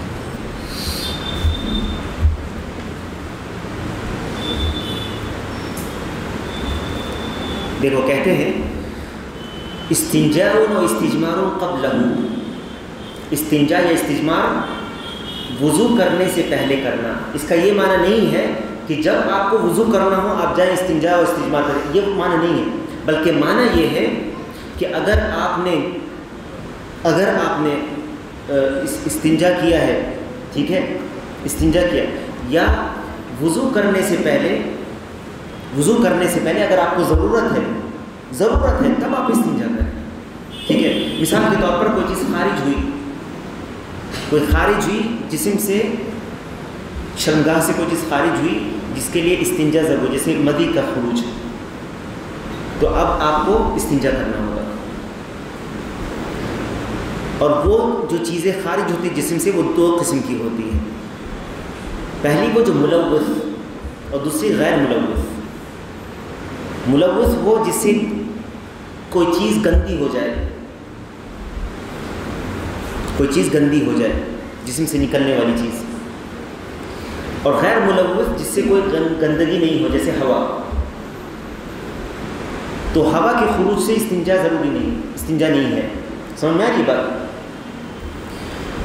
یہ کیوں بیان کیا جا رہا ہے؟ اس لیے کیونکہ اگر کوئی ملوث چیز خارج ہوئی ہے استنجا کر لینے کے بعد، تو آپ وضو نہیں کریں گے جب تک اس کا ازالہ نہیں کریں گے استنجا اور استجمار کر کے. اسی لیے یہ پوائنٹ لکھا گیا ہے کہ الاستنجا اور استجمار قبلہ، یعنی قبل الوضو، وضو سے قبل استنجا یا استجمار کر لیں اگر کوئی ایسی چیز خارج ہوئی جسم سے تب. اس کا معنی یہ نہیں کہ اگر کچھ نہیں خارج ہوا ہے یا غیر ملوث چیز خارج ہوئی جیسے ہوا خارج ہونا تو پھر وضو کرنا یا استنجا استجمار نہیں، ضروری نہیں ہے. سمجھ میں آئی بات کہ نہیں آئی؟ ٹھیک ہے. اس کے بعد کہتے ہیں وطہوریت ماء، پانی کا پاک ہونا.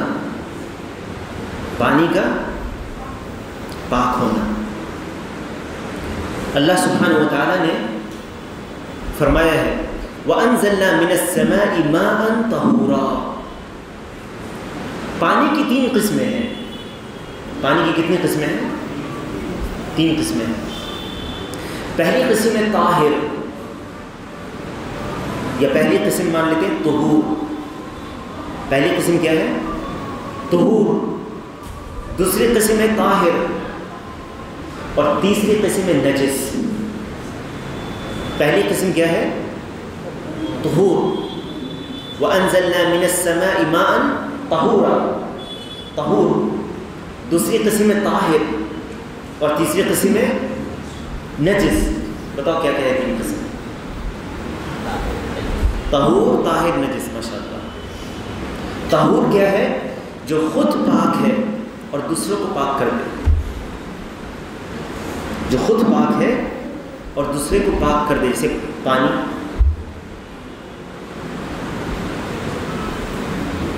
مٹی. اللہ سبحانہ و تعالیٰ نے فرمایا وَأَنزَلْنَا مِنَ السَّمَاءِ مَاءً طَهُورًا. اللہ تعالیٰ نے آسمان سے پانی نازل کیا. کون سا؟ طہور. یہ خود پاک ہوتا ہے، دوسرے کو پاک کر سکتا ہے.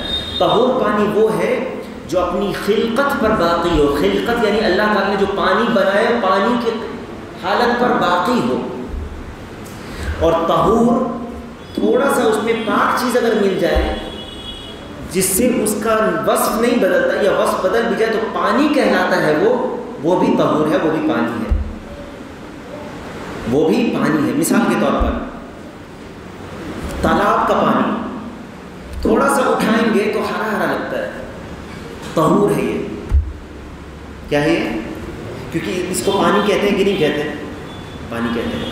اس سے غسل اور وضو بھی کر سکتے ہیں. گرچہ اس کا رنگ تھوڑا سا بدل گیا ہے، تھوڑا سا بو بھی بدل گئی ہے، لیکن پاک چیز سے بدلی ہے کہ وہ کائی ہے اس کے اندر، اس کو ایلگی بولتے ہیں، اس سے بدلا ہے، وہ نجس نہیں ہے. اور یہ پانی آپ کہتے ہیں اس کو.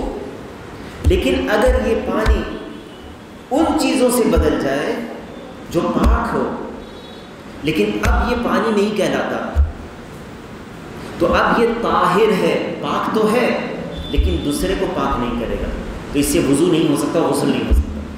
مثال کے طور پر آپ نے پانی میں، دیکھو پانی لیتے ہیں، اس میں چائے کی پتی ڈال دو، چائے کی پتی ڈال دو اور تھوڑا سا دودھ ڈال دو، چائے آپ کہتے ہیں اس کو کہ پانی کہتے ہیں، یہ طاہر ہے، طہور اب نہیں رہا، اس کی طہوریت سلب ہو گئی، ٹھیک ہے؟ اب اس سے وضو آپ نہیں کر سکتے، آپ اس سے وضو اور غسل نہیں کر سکتے۔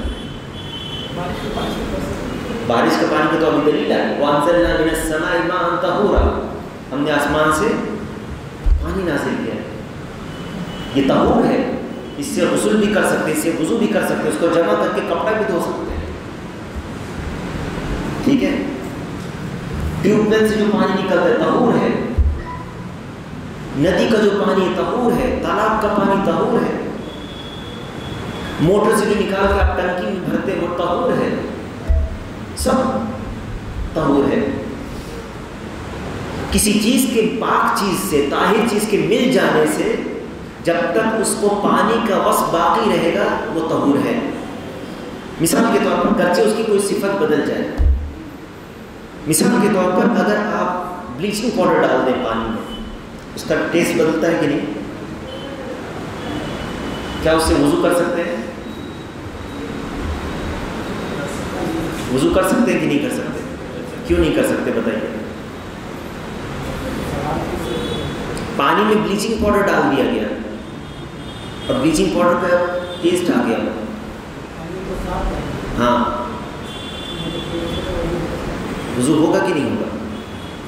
ہوگا، کیونکہ اس کو پانی آپ کہہ رہے ہیں، یہ پانی سے کوئی اور چیز نہیں بدلا ہے، اپنی اصل حالت پر پانی باقی ہے، اور کسی پاک چیز کے ملنے سے اس کے اندر ہلکی سی تغیر آ گیا ہے، بدلاؤ آ گیا ہے، لیکن وہ بدلاؤ سے کوئی فرق نہیں پڑتا۔ پانی آپ نے رکھ دیا ہے کہیں پر ٹنکی میں یا بالٹی میں، آپ چلے گئے کسی سفر پر، واپسی آتے ہیں تو اس میں پانی ہے جس میں ہرا ہرا ہو گیا ہے، اس کو ہٹا دیتے ہیں، نیچے پانی ہے جو تھوڑا سا رنگ ہرا ہو گیا اس کا، کچھ کیڑا بھی پڑ گیا ہے، کیا اس کو آپ پانی کہتے ہیں یا کچھ اور کہتے ہیں؟ پانی کہتے ہیں، یہ پانی ہی ہے، اس سے آپ وضو بھی کر سکتے ہیں، غسل بھی کر سکتے ہیں، کپڑے بھی دھو سکتے ہیں، طہارت حاصل، خود طاہر ہے، دوسرے کو پاک کرتا ہے، یہ ہے طہور۔ دوسری قسم ہے جو پانی کی یا سائل کی، جو پانی تو ہے لیکن اس کے اندر وہ بدلاؤ آ چکا ہے کہ اب یہ پانی نہیں کہلاتا اور پانی کی صفت چلی گئی ہے اس میں سے، جیسے چائے، روح افزا کا شربت، اس کے اندر وہ بہت زیادہ بدل گیا ہے، مزہ اور سب چیز بدل گیا ہے، اب وہ پانی بھی نہیں کہلاتا اور نہ وہ اپنی اصل حالت پر باقی ہے۔ روح افزا کا شربت، پھل کا جوس، پانی ہوتا ہے کہ نہیں اس میں، لیکن یہ پانی طاہر ہے، طاہر، طہور نہیں ہے، سمجھ گئے؟ تو طاہر اگر کپڑے پر گر جائے تو اس حالت میں آپ نماز پڑھ سکتے ہیں، طاہر اگر کپڑے پر گر جائے تو اس سے کوئی فرق نہیں پڑتا، اس سے آپ طہارت نہیں حاصل کر سکتے، نہیں سمجھے گا؟ اور تیسری ہے نجس، نجس پانی وہ جو رنگ، بو یا مزہ میں سے کوئی ایک چیز نجاست کی وجہ سے بدل جائے، رنگ، بو یا مزہ، کوئی ایک چیز بھی اگر نجاست کی وجہ سے بدل جاتا ہے تو یہ نجس ہے۔ پانی اگر کم ہے، نجاست اس میں پڑ گئی تو ہر حالت میں وہ نجس ہو جائے گا، لیکن پانی 2 قلہ سے زیادہ ہے، نجاست پڑنے سے اگر رنگ، بو اور مزہ بدل گیا وہ نجس ہے۔ اور پانی اگر بہت زیادہ ہے، بہت بڑا تالاب ہے، اس میں کسی نے پیشاب کر دیا، منع ہے، ٹھہرے ہوئے پانی میں پیشاب کرنا، اسی میں نہانا منع ہے، اسی لیے کسی نے پیشاب کر دیا، پانی اتنا زیادہ ہے کہ بہت بڑے ایریا میں اس پانی کو اٹھاتے نہ اس میں مزہ بدلتا ہے، نہ رنگ بدلتا ہے، نہ بو بدلتی ہے، پانی طاہر ہے، طہور ہے، پاک ہے وہ پانی، سمجھ گئے؟ تو طہوریت ماء، پانی کا پاک ہونا، وَإِبَاحَتُهُ، اور پانی کا حلال ہونا۔ حلال ہونے سے کیا مراد ہے؟ چوری کا پانی نہیں ہو۔ ابھی میں نے بتایا کہ اگر آپ ٹرین پر بیٹھے ہیں اور بغل والا ساتھی سو رہا ہے، اس کا پانی رکھا ہوا ہے، آپ نے اس کو چپکے سے نکال لیا کہ نماز ہی تو پڑھنا ہے، چوری کا پانی ہے. یہ کیوں بتانے کی ضرورت پڑ رہی ہے؟ سن لیجیے اچھی طرح سے. مسجد میں بعض لوگ لگواتے ہیں فلٹر، بعض لوگ کولر لگواتے ہیں پانی پینے والا پانی کا، اور کہتے ہیں یہ وقف ہے، اللہ کی راہ میں نے وقف کر دیا ہے پانی پینے کے لیے. کس لیے؟ پینے کے لیے. آپ مسجد میں آتے ہیں، نل نہیں کام کر رہا ہے، پانی بند ہے. کیا آپ اس پانی کو جو کولر میں آ رہا ہے، کیا اس کو لے کر آپ وضو کریں گے؟ ہاں، آپ کو نہیں کرنا ہے. اس سے پانی لکھا گیا صرف پینے کے لیے، وقف اللہ کے لیے، وقف صرف پینے کے لیے. آپ نہیں اس سے وضو کریں گے. سمجھ گیا؟ بعض علماء کہتے ہیں کہ ویسا وضو کر کے نماز پڑھیں گے تو نماز بھی نہیں ہوگی. گرچہ مرجوح قول ہے لیکن گناہ ہوگا، اس کام کے لیے نہیں ہے. اسی طرح سے چوری کا پانی رکھی ہوئی ہے بوتل کہیں پر دکان میں، کوئی نہیں دیکھا، آپ نے اٹھا لیا بوتل. بانٹنے کے لیے نہیں ہے، بیچنے کے لیے ہے، اور آپ نے اس سے وضو کر لیا. یہ اباحت ہو، اس کا پاک اور حلال ہونا. سمجھ گیا؟ وَإِزَالَةُ مَا يَمْنَعُ وُصُولَهُ إِلَى الْبَشَرَةِ، چمڑے تک جو پہنچنے سے پانی کو روکے اس کو ہٹانا ضروری ہے. جیسے چمڑے یا ناخن دونوں آ جاتا ہے اس میں. چمڑے سے جیسے سپر گلو ہوتا ہے، سپر گلو کا نام سنا ہے؟ لگانے سے وہ نکلتا ہے ایک دم، اس کو سیل رہتا ہے، اس کو جب نکالیں گے پانی جیسے نکلتا ہے فوراً سوکھ جاتا ہے اور پلاسٹک جیسا لیئر بن جاتا ہے اس کا. ہاں ہاں، جو بھی ہے وہ جوڑتا ہے، پلاسٹک کو بھی جوڑ دیتا ہے. وہ پانی کو پہنچنے سے روک دے گا، اس کو ہٹانا ضروری ہے. نیل پالش پانی کو پہنچنے سے روک دے گی، اس کو ہٹانا ضروری ہے. پینٹ پانی کو پہنچنے سے روک دے گا. جس کے اوپر جرم ہوتا ہے، ایک لیئر ہوتا ہے، وہ لیئر جو ہے جو پانی کو پہنچنے سے روک دے. لیکن جو پانی کو پہنچنے سے نہیں روکتا، مثال کے طور پر آٹا ساند کر کسی نے وضو کیا ہے، تھوڑا سا لگا ہوا ہے آٹا، پانی پہنچ جاتا ہے آٹے کے اندر، پہنچتا ہے کہ نہیں پہنچتا؟ آپ جو انک پین سے لکھتے ہیں تو ہاتھ میں انک لگ جاتا ہے، انک لگتا ہے، پانی پہنچنے سے نہیں رکتا اس سے. سمجھ گئے کہ نہیں سمجھے؟ اس کو ہٹانا ضروری ہے وضو کرنے سے پہلے. پینٹ لگا رہے گا، اس کو ہٹا لو، اس کو وضو کرنے کے پہلے ہٹا لو. ودخول الوقت، وقت کا داخل ہونا کس کے لیے؟ وضو کرنے کے لیے وقت کا داخل ہونا کس کے لیے ہے؟ کہتے ہیں علی من حدثه دائم لفرضه. یہیں پر وہ مسئلہ آ رہا ہے کہ جس کا حدث برابر ٹوٹتا ہے وضو، وہ جس کا وضو بار بار ٹوٹتا ہے بیماری کی وجہ سے، ہے نا، یا پیشاب کا قطرہ جاری رہتا ہے. جیسے بڑھاپے میں کوئی بیماری ہوتی ہے جس سے سلس البول اس کو کہتے ہیں، تو یا تو وہ پیشاب کا قطرہ جاری ہے، یا اسی طرح سے عورتوں میں استحاضہ کی حالت ہے، استحاضہ سے نماز چھوڑے گی نہیں. وہ استحاضہ دوسری چیز ہے، حیض دوسری چیز ہے، ٹھیک ہے. استحاضہ بیماری سے ہوتا ہے، رحم کے اندر کوئی پولپ وغیرہ ہونے کی وجہ سے اس سے خون جو نکلتا رہتا ہے وہ استحاضہ کا خون ہے. اس میں وہ نماز نہیں چھوڑے گی، نماز چھوڑ کے گناہ گار ہوگی. وہ صرف حیض کے خون کے وقت اس کو نماز چھوڑنا ہے.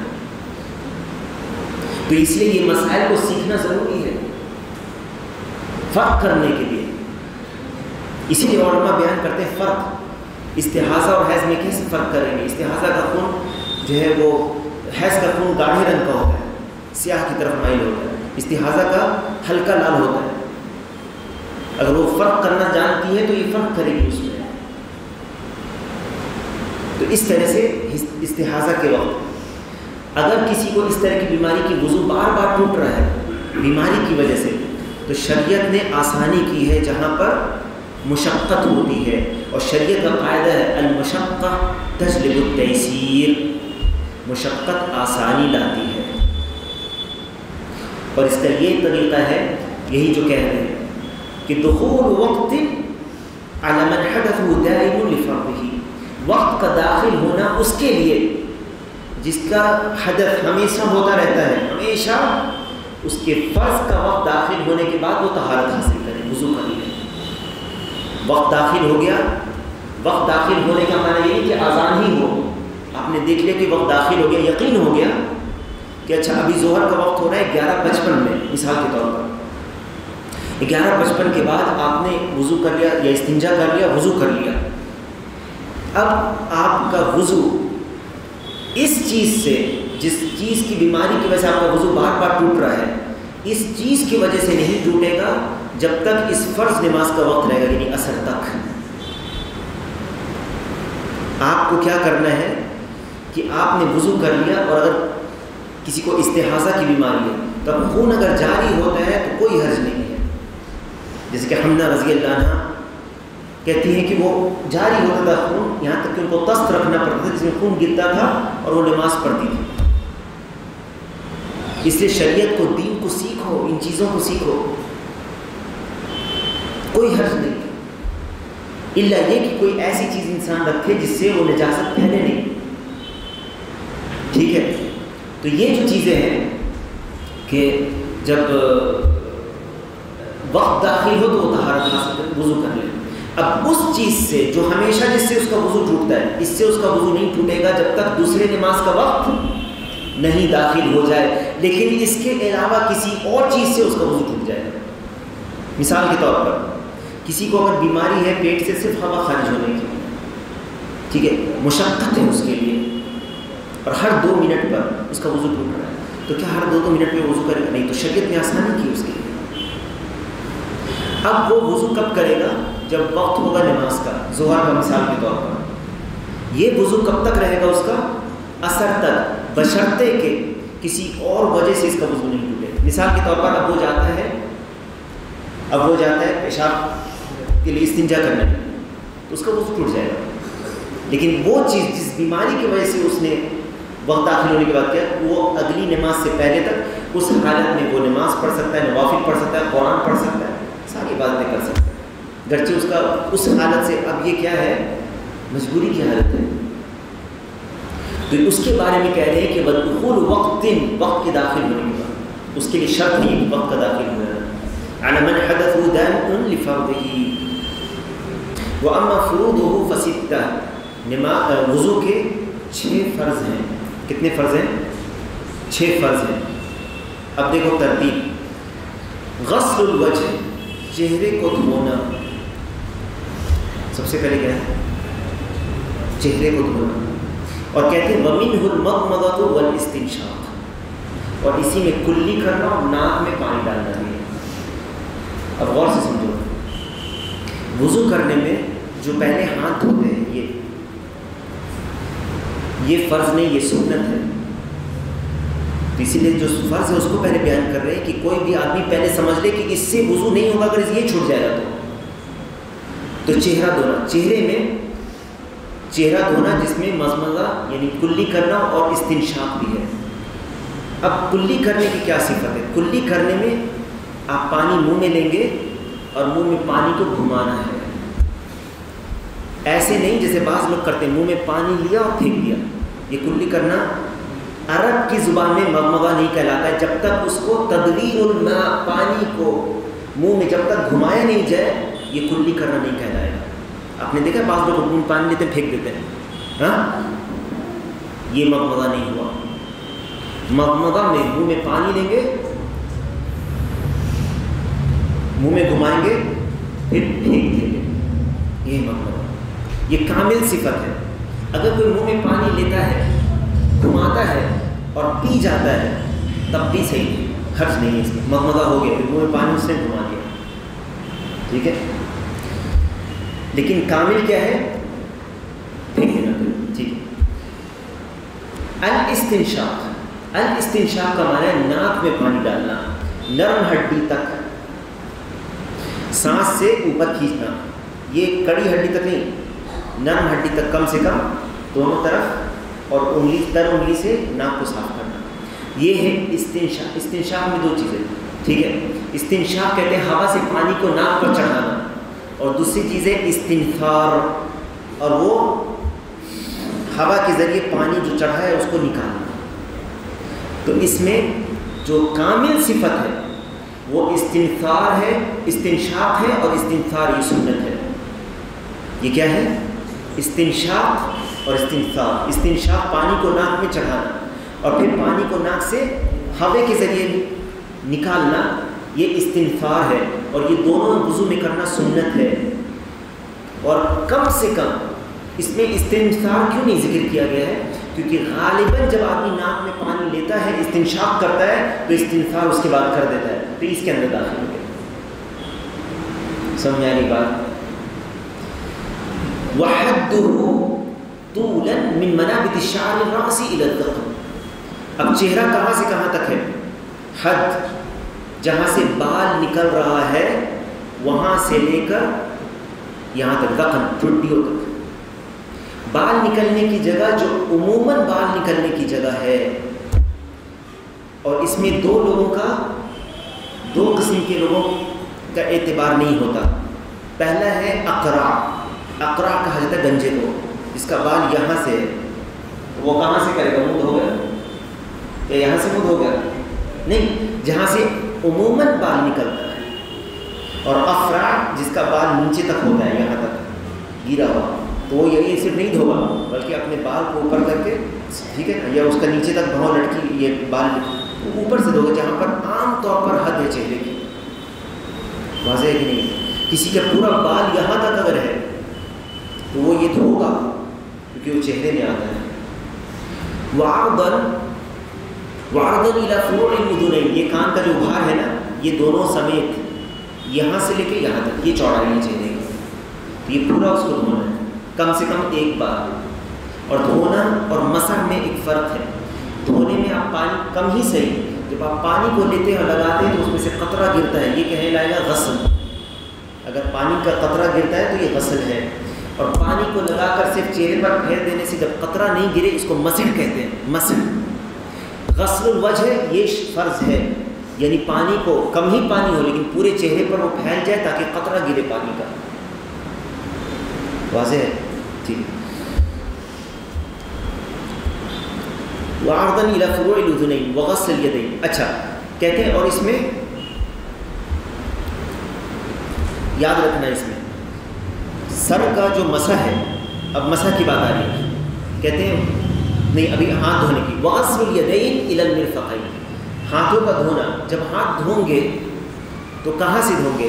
یہاں سے دھوں گے یہاں تک، یا یہاں سے دھوں گے یہاں تک؟ مرفق اس کو کہتے ہیں، کہنیوں کو، مرفق کہنی ہے۔ اب جب ہاتھ آپ دھوں گے تو کیا یہاں سے یہاں تک دھونا ہے یا یہاں سے یہاں تک دھونا ہے؟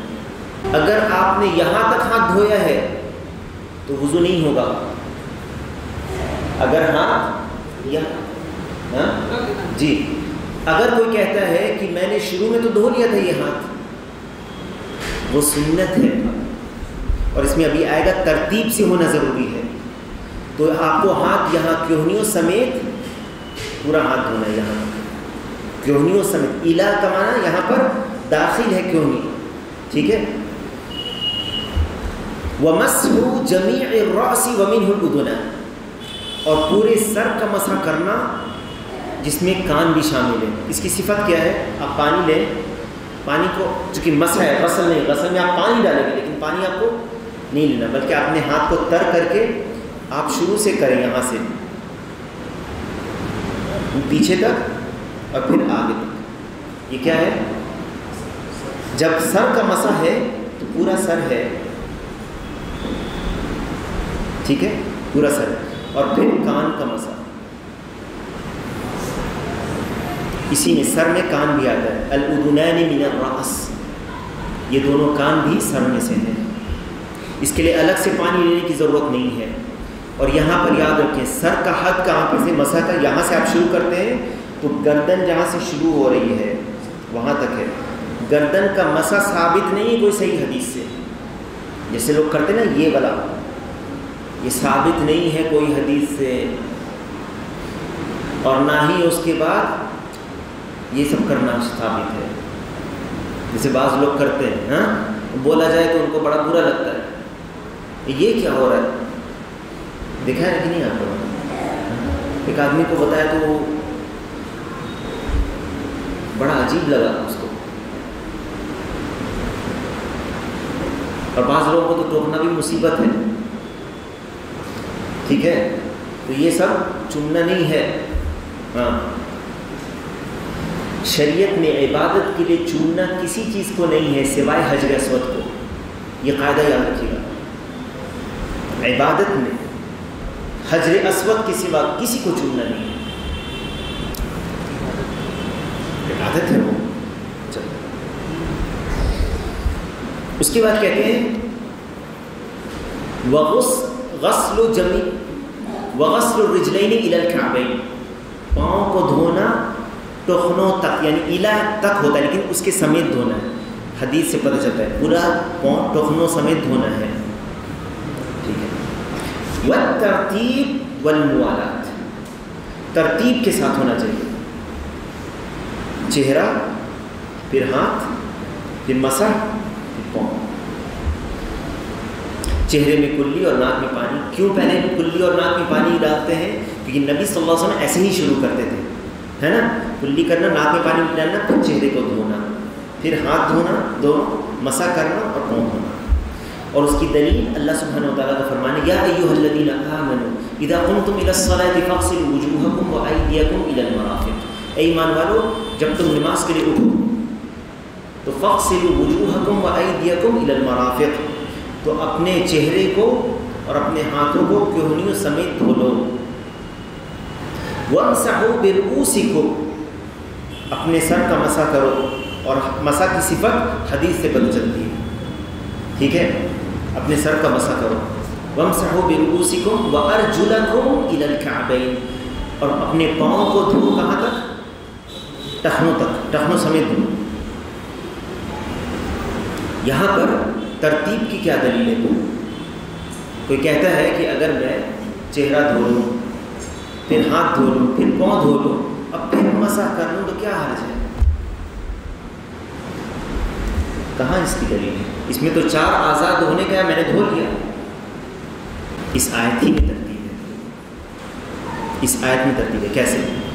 اے ایمان والو اذا قمتم الى الصلاۃ، جب تم نماز کے لیے اٹھو، فاغسلوا، تو دھو، فا ہے نا تعقیب کے لیے، یعنی فاغسلوا وجوہکم، اپنے چہروں کو دھو. غور کرو جو نیچے لکھا ہوا ہے، غور کرو نیچے. وجوہکم وَأَيْدِيَكُمْ، فتحہ کے ساتھ ہے نا. إِلَى الْمَرَافِقِ وَامْسَحُوا بِرُؤُوسِكُمْ، اور مسح کرو اپنے سر کا. بِرُؤُوسِكُمْ کسرہ کے ساتھ ہے. آگے دیکھو وَأَرْجُلَكُمْ، پھر سے فتحہ. اس سے پتہ چلتا ہے، علماء کہتے ہیں کہ جو مغسولات ہیں، جو اعضاء دھوئے جاتے ہیں، اس کے بیچ میں مسح کرنے والے اعضاء کو داخل کرنا، یہ ترتیب کی دلیل ہے. کیونکہ اگر صرف دھونے والے اعضاء کو ایک بار بیان کیا جاتا اور سر کے مسح کو بیان کر دیا تھا تو آپ مسح ویسے کریں ویسے کریں، لیکن یہاں پر دھونے والے اعضاء کے بیچ میں مسح کرنے والے اعضاء کو داخل کیا گیا ہے نا. اور یہی بلاغت ہے، جو عرب جانتے ہیں جس چیز کو، یہی ترتیب کی دلیل ہے. اور اللہ تعالیٰ، اور دوسری دلیل جو حدیث میں ہے، ابدأوا بما بدأ اللہ بہ، اللہ تعالیٰ نے جس سے شروع کیا، یعنی پہلے چہرے کو دھونا، پھر ہاتھ کو دھونا، پھر مسح کرنا، پھر پاؤں کو دھونا. ٹھیک ہے، یہ ترتیب ہو گئی. تو ترتیب اگر نہیں ہوگی تو وضو نہیں ہوگا. اب مثال کے طور پر آپ نے وضو کیا اور وضو میں ہاتھ دھو لیا اور پھر پاؤں دھونے لگے، اچانک یاد آیا کہ مسح نہیں کیا، یا کسی نے کہا کہ مسح نہیں کیا، ایک پیر آپ نے دھو لیا ہے، تو اب کیا کریں گے؟ پھر سے وضو شروع کریں گے یا آپ واپس آئیں گے مسح پر اور مکمل کریں گے وضو؟ آپ نے ایک پیر دھونا شروع کر دیا، ابھی مسح نہیں کیا، آپ آئیں گے مسح پر، آپ کیا کریں گے؟ مسح کریں گے اور پھر سے دہنے پیر کو دھوں گے، کیونکہ ترتیب اب ہوگی، پھر دہنے کو پھر بائیں۔ اچھا، ایک آدمی وضو کرتا ہے اور وہ پہلے بائیں ہاتھ کو دھو لیتا ہے، لیفٹ ہینڈر ہے، پہلے بائیں کو دھو لیا، چہرے کو دھونے کے بعد بائیں کو دھو لیا، پھر دہنے کو دھو لیا، پھر مسح کیا۔ تم نے کہا بائیں دہنے سے دھو، پہلے تو دہنے پاؤں کو دھوتا ہے پھر بائیں پاؤں کو دھوتا ہے، لیکن ہاتھ اس نے پہلے بائیں ہاتھ کو دھو لیا تھا، کیا کرنا ہوگا اس کو؟ ہے کہ نہیں مسئلہ؟ ہو سکتا ہے کہ نہیں؟ کسی سے کیا کرے گا؟ ہاں، ریپیٹ کرے گا۔ اور دہنے ہاتھ سے شروع کرنا سنت ہے، ہاتھ کا ذکر ہے، کوئی بھی ہاتھ کو کر لے واجب ہو جائے گا، ہو جائے گا، اس کا وضو صحیح ہے، اس کا وضو صحیح ہے، کہ ہاتھ کو دھونے کا حکم ہے، اس نے کر لیا، ہاتھ کو دھو لیا، ٹھیک ہے۔ ترتیب کی دلیل یہ بھی ہے، اور آخری چیز اس میں جو ہے 10ویں شرط موالات ہے، اور موالات کا مطلب ہے پے در پے کرنا۔ پے در پے کرنے کا مطلب کہ ایک عضو کو دھونے کے بعد دوسرا جو عضو ہے اس کو دھونے سے پہلے یہ سوکھنا نہیں چاہیے، یہ لمبا گیپ نہیں ہونا چاہیے، تو موالات پے در پے آپ نہیں کہیں گے اس کو، اور پے در پے ہونا یہ شرط میں سے، وضو کے شرط میں سے، فرض میں سے ہے، ٹھیک ہے۔ کہاں سے لیا گیا ہے؟ یہاں پر فَغْسِلُوا فَغْسِلُوا، تو یہ کرو، اور وہ ترتیب کے لیے، ٹھیک ہے۔ اور موالات کیسے؟ اللہ کے نبی صلی اللہ علیہ وسلم نے دیکھا ایک شخص کو، اور اسے روایت کیا گیا ہے احمد نے، امام احمد نے روایت کیا ہے کہ ان النبی صلی اللہ علیہ وسلم رأى رجلا يصلي وفي ظهر قدمه لمعة قدر الدرہم، ایک درہم کے اتنا اس کے پاؤں میں سوکھا خشکی رہ گئی تھی، لم يصبه الماء، پانی وہاں نہیں پہنچا تھا، وہ آیا تو نبی صلی اللہ علیہ وسلم نے اس کو حکم دیا وضو کو دہرانے کا، بلکہ وضو اور نماز کی حالت میں تھا، تو ظاہر سی بات ہے وضو کر کے جو آیا ہے اور نماز پڑھ رہا ہے، اور آپ کو پتہ ہے کبھی کبھی پتہ چلتا ہے کہ اس کا پاؤں کا یہ حصہ سوکھا، خاص کر کے سردی میں پتہ چلتا ہے کہ نہیں، تو پاؤں کا حصہ اگر سوکھا ہوا ہے تو پتہ چل جاتا ہے۔ تو نبی صلی اللہ علیہ وسلم نے دیکھا اور کہا کہ جب وہ نماز شروع کر دیا، اس کا مطلب ایک لمبا عرصہ ہو گیا ہے وضو کرنے اور نماز کے بیچ میں، تو نبی صلی اللہ علیہ وسلم نے اس کو وضو اور نماز دونوں دہرانے کا حکم دیا۔ اس سے پتہ چلا کہ نماز کے لیے وضو ہونا شرط ہے، کیونکہ اس کے بغیر اس کی نماز نہیں ہوئی، پہلی بات۔ دوسری بات کہ اگر اس کے پاؤں کا کوئی حصہ سوکھا رہ گیا یا جسم کی کوئی عضو سوکھا رہ گیا ہے جہاں پانی نہیں پہنچا، وہ حصہ دھونا ضروری تھا، اور اگر دونوں میں وقت زیادہ ہو گیا ہے، موالات ختم ہو گیا، اس کا معنی موالات ضروری ہے ہونا، پے در پے ہونا ضروری ہے، کیونکہ نبی صلی اللہ علیہ وسلم نے اس کو وضو بھی دہرانے کے لیے کہا اور نماز بھی دہرانے کے لیے کہا۔ لیکن اگر وقت زیادہ نہیں گزرا ہے، جیسے مثال کے طور پر وہ وضو کر رہا ہے اور پہلا ہاتھ دھویا، جلدی جلدی میں وہ دوسرے ہاتھ پر چلایا، تم نے دیکھ لیا کسی کو نہیں سوکھی ہوئی ہے، زوبا کی کیوں نہیں دھو ٹھیک سے، تو پھر وہ دوبارہ اس ہاتھ کو دھوتا ہے اور پورا کر لیتا ہے اور پھر دوسرے ہاتھ کو دھوتا ہے، تو کوئی حرج نہیں۔ کیا دلیل ہے اس کی؟ اس کی دلیل یہ ہے کہ اللہ کے نبی صلی اللہ علیہ وسلم نے دیکھا بعض لوگوں کو وضو کر رہے ہیں، تو آپ نے ان کو زور آواز سے پکار کرتا ویل للعقاب من النار، ویل ہے ایسی ایڑیوں کو آگ سے، یعنی جہاں پانی نہیں پہنچتا۔ نبی صلی اللہ علیہ وسلم نے وضو ان کو دہرانے کا حکم نہیں دیا۔ فرق سمجھ رہے ہیں آپ؟ وضو کر رہے ہیں جو لوگ، ان کا کوئی حصہ سوکھا ہوا ہے، وہیں پر آپ نے بتا دیا تو موالات نہیں ختم ہوا۔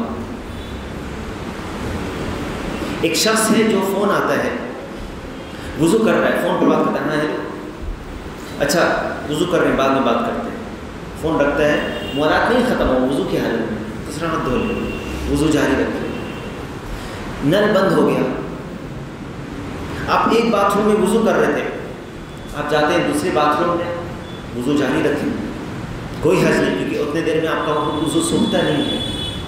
تو موالات پتہ کس چلے گا؟ عرفاً 2 منٹ 1 منٹ، یا ایک ہاتھ سوکھ گیا خشک ہو گیا دوسرا باقی، تو آپ پھر سے وضو کریں گے۔ سمجھ میں آگے بات کی نہیں آ رہی ہے؟ اس کے بعد کہتے ہیں وَدَلِيلُ مُوَالَاتِ حدیث صاحب اللُّمْعَةِ عن النبی صلی اللہ علیہ وسلم، یہی حدیث جس میں نبی صلی اللہ علیہ وسلم دیکھا ایک شخص کو جس کے پیر میں ایک پاؤں میں ایک درہم کے برابر حصہ سوکھا رہ گیا تھا، تو آپ نے اسے جہاں پانی نہیں پہنچا تھا تو نماز دہرانے کا حکم دیا، وضو دہرانے کا حکم دیا۔ وَوَاجِبُهُ التَّسْمِيَةُ مَعَ الذُّكْرِ، وضو میں واجب یہ ہے کہ بسم اللہ کہنا یاد رہنے پر بسم اللہ۔ اگر کسی نے شروع کیا، یہ واجب ہے، اگر کسی نے شروع کیا وضو اور یاد نہیں رہا اس کو، اور وضو بیچ میں وہ پہنچ گیا، تو وہیں پر وہ بسم اللہ کہہ دے، یہ بعض علماء کہتے ہیں۔ اور اگر چھوٹ گیا بعد میں یاد آیا تو کوئی حرج نہیں، وضو صحیح ہے اس کا۔ یہ فرق ہے اس میں فرض اور واجب میں، یہاں پر انہوں نے کیا ہے، ایسے فرض اور واجب میں فرق نہیں ہے۔ تیمم کا جو طریقہ یہ بدل ہے، وضو اگر پانی نہیں ملتا ہے تب، اگر پانی نہیں ہے یا مجبوری کی حالت ہے یا پانی سے نقصان پہنچتا ہے، پانی کی غیر موجودگی حصی طور پر یا معنوی طور پر، اس سے تیمم پھر واجب ہوتا ہے۔ حصی طور پر یعنی پانی ہے ہی نہیں، آپ تلاش کر رہے ہیں پانی نہیں ہے۔ معنوی طور پر ہاتھ میں کسی کو جل گیا ہے اور پانی استعمال کرنے کے لیے ڈاکٹر نے منع کیا ہے، تو اس کا طریقہ یہ تیمم کرے گا۔ لیکن اگر وضو کر سکتا ہے باقی حصوں کا تو وہ کیا کرے گا؟ وضو کرے گا اس حصے کو چھوڑ کر۔ اگر پٹی بندھی ہوئی ہے، اگر پٹی، اس کو نوٹ کر لو، یہ اگلے درس میں بتا دیں گے، یہ اہم چیز ہے۔ پٹی بندھی ہوئی ہے تو اس پر کیسے کریں گے، اس کو کیسے کریں گے، یہ اگلے درس میں۔ وقت تھوڑا سا تنگ ہے، وقت تھوڑا سا تنگ ہو رہا ہے، کیونکہ ایسے بھی 2 گھنٹہ اور پتہ ہی نہیں چلا، پتہ چل رہا ہے۔ اگلے درس میں انشاءاللہ تیمم کی طرف سے ہی شروع کریں گے۔ صرف تیمم کا طریقہ دیکھ لیں کیسے کرتے تھے وہ۔ تیمم کسی بھی پاک مٹی پر نیت دل میں ہوتی ہے اور آپ ہاتھ ڈال کر رکیں گے اس پہ، چہرے پر ایک بار اور یہ ہاتھ پر ایک بار، یہ تیمم ہے، ٹھیک ہے۔ جو حصہ جل گیا اگر اس پہ پٹی ہے تو اس حصے کے لیے اس پر وضو اگر نہیں کر سکے، ڈاکٹر منع کرتا ہے، تو ایسی حالت میں پانی نہیں ہے تب تیمم کریں گے۔ صرف اگر پانی موجود ہے یا آپ کے لیے مجبوری نہیں ہے اور آپ ٹھنڈ کی وجہ سے کر رہے ہیں کہ ٹھنڈ لگے گی اسی لیے کر رہے ہیں، پانی سے نقصان بھی زیادہ نہیں ہے، تھوڑا سا ٹھنڈ لگے گی زیادہ، اب آ رہی ہے سردی کا موسم، تو جلدی سے تیمم کر کے پڑھ لیں فجر کی 2 رکعت۔ یہ سنا ہے کہ فجر کی نیند اگر ٹوٹ گئی تو اٹھنا پڑے گا، پھر جلدی سے تیمم کر کے نہیں ہوگی نماز پانی کی موجودگی میں، اور کوئی عذر نہیں ہے تو تیمم کرنے سے آپ کی نماز ہوگی۔ کہتے ہیں کہ وَنَوَاقِدُهُ 8 8 چیزیں ہیں جس سے وضو ٹوٹ جاتا ہے۔ الخارج من السبیلین، سبیلین کہتے ہیں وہ راستہ جو شرمگاہ سے کہ راستہ ہے، چاہے وہ آگے کی شرمگاہ ہو یا پیچھے کی شرمگاہ ہو، اگر اس سے کوئی بھی چیز خارج ہو جائے، کوئی بھی چیز خارج ہو جائے، ملوث ہو یا غیر ملوث ہو، وضو ٹوٹ جائے گا۔ والخارج الفاحش النجس من الجسد، جسم سے کوئی بھی نجاست والی چیز اگر نکل جائے بہت زیادہ، الفاحش یعنی بہت زیادہ، مثال کے طور پر سبیلین سے جو بھی چیز نکل گئی، چاہے وہ طاہر کیوں نہ ہو، طاہر چیز نکل سکتی ہے، سبیلین سے کیا طاہر چیز نکل سکتی ہے؟ منی یا ولد، بچہ، سبیلین سے کچھ بھی خارج ہو وضو ٹوٹ جائے گا۔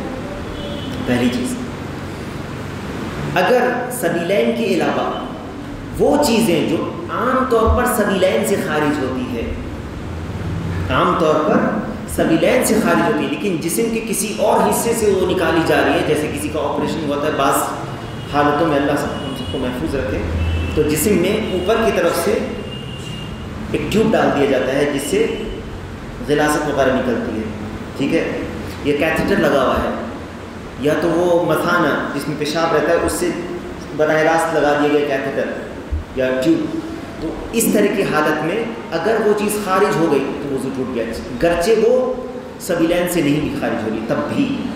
لیکن عموماً ایسی حالت بیماری کی حالت میں ہوتی ہے، ایسی حالت بیماری کی حالت میں ہوتی ہے، اور عموماً سلس کی حالت، سلس البول، جسے برابر خارج ہونا.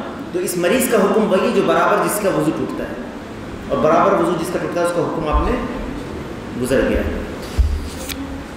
اس کے علاوہ اگر بہت زیادہ جیسے قے ہو جانا، بعض چیزوں میں اختلاف علماء، بہت زیادہ خون بہہ جانا، اگر خون بہت زیادہ ہے تو وضو ٹوٹ جائے گا.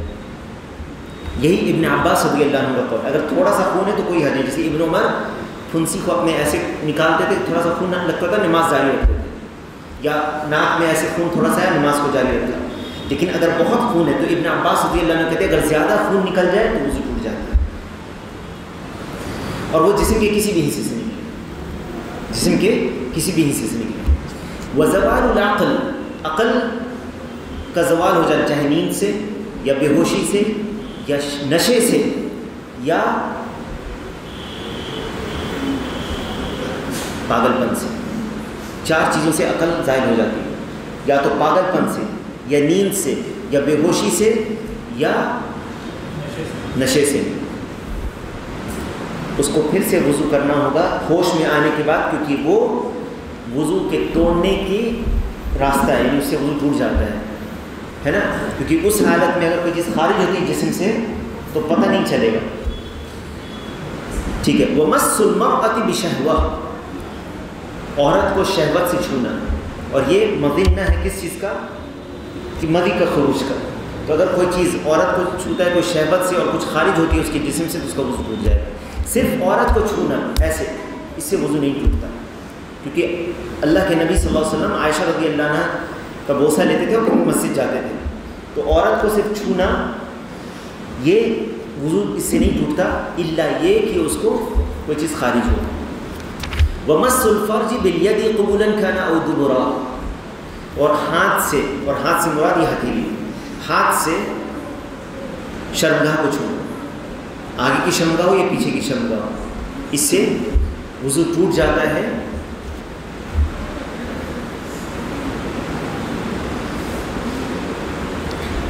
وَأَكْلُ لَحْمِ الْجُزُورِ، اور اونٹ کا گوشت کھانے سے وضو کرنا. بعض لوگوں کے لیے عجیب لگے گی بات. مسلم کی روایت ہے جابر بن عبداللہ رضی اللہ عنہ سے، مسلم نے روایت کیا ہے کہ اونٹ کا گوشت کھانے کے بعد ہم وضو کرتے ہیں، یا نبی صلی اللہ علیہ وسلم نے وضو کرنے کا حکم دیا. لیکن جب بکری کے گوشت کے بارے میں پوچھا گیا تو کہا تم میں سے اگر چاہو تو کرو. تو اونٹ کا گوشت کھانے کے بعد وضو کرنا ہے. اونٹ کے گوشت سے مراد اونٹ کا گوشت، اس کے دودھ کو قیاس نہیں کریں گے، اس پر دودھ کو اس پر قیاس نہیں کریں گے. اونٹ کا دودھ پینے سے وضو نہیں ٹوٹتا، بلکہ اونٹ کا گوشت کھانے سے وضو ٹوٹتا ہے. اس کے بعد وہ تغسیل المیت، مردے کو غسل دینا. لیکن مردے کو غسل دینے میں وضو جو ہے وہ بعض صحابہ غسل کرتے تھے، بعض صحابہ وضو کرتے تھے. یہ کس کے لیے ہے؟ وہ جو غسل دے رہا ہے، جو مدد کر رہا ہے پانی بڑھانے کے لیے یا پانی دینے کے لیے، اس کو نہیں، جو اپنے ہاتھ سے، کیونکہ اس کا ہاتھ لگ سکتا ہے اس کی شرمگاہ میں جس سے اس سے وضو ٹوٹ جائے گا. اور ہم نے دیکھ لیا کہ شرمگاہ کو چھونے سے براہ راست یا غسل دینے سے بھی وضو ٹوٹتا ہے. غسل واجب نہیں ہوتا لیکن وضو کر لینا چاہیے. وَالرِّدَّةُ عَنِ الْإِسْلَامِ أَعَاذَنَا اللَّهُ مِنْ ذَلِكَ، اور مرتد ہو جانا. مثال کے طور پر کوئی شخص ہے جو مرتد ہو گیا اور 5 منٹ کے بعد اس نے توبہ کر لی. پہلے وہ وضو سے تھا، ٹھیک ہے، نماز کے لیے جانے والا تھا، لیکن اس نے کسی بات پر مرتد ہو گیا، اس نے مرتد ارتداد کا اظہار کر دیا، ٹھیک ہے، کافر ہو گیا وہ شخص. پھر اس کو سمجھایا گیا، بتایا گیا، اس نے توبہ کر لی. اب اس کو پھر سے وضو کرنا پڑے گا کیونکہ اس کا عمل باطل ہو چکا ہے. سمجھ گئے؟ مرتد اگر پھر سے اسلام لے آئے تو اس کو وضو کرنا پڑے گا. یہ ہو گئے یہ نواقض الوضوء 8. 5ویں شرط نجاست کا ختم ہونا، ازالۃ النجاسہ. نجاست کپڑے پر لگی ہو یا جسم پر لگی ہو یا جگہ پر ہو، نماز سے پہلے اس کو ہٹانا ضروری ہے۔ اس کی دلیل وَثِيَابَكَ فَطَهِّرْ، اور اپنے کپڑے کو پاک رکھ، طاہر رکھ۔ نجاست کو ہٹانا ایک تو استنجا ہے، استنجا اور استجمار۔ استنجا کا معنی کیا ہے؟ پانی کو استعمال کرنا، استجمار پتھر کو استعمال کرنا۔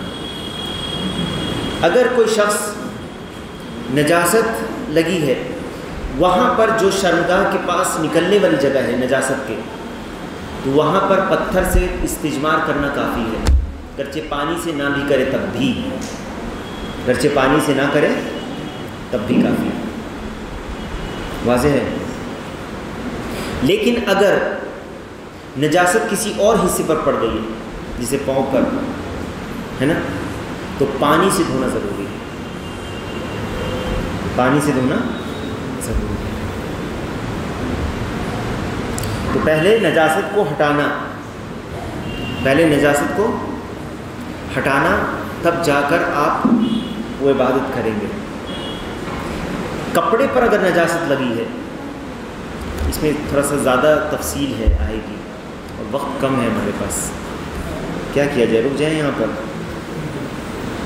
پہ رک جاتے ہیں، اور اگلے درس میں انشاءاللہ دونوں میں فرق بتائیں گے، ازالۃ النجاسہ اور اس کے پہلے والا جو ہے، یعنی جو ہم لوگ پڑھ رہے تھے، کیا رفع الحدث، یہاں سے شروع کریں گے انشاءاللہ، ٹھیک ہے؟ اللہ تعالیٰ سے دعا ہے کہ اللہ تعالیٰ ہم سب کو علم نافع اور عمل صالح کی توفیق عطا فرمائے۔ واللہ تعالی اعلم، سبحانک اللہم و بحمدک، اشہد ان لا الہ الا انت، استغفرک و اتوب الیک۔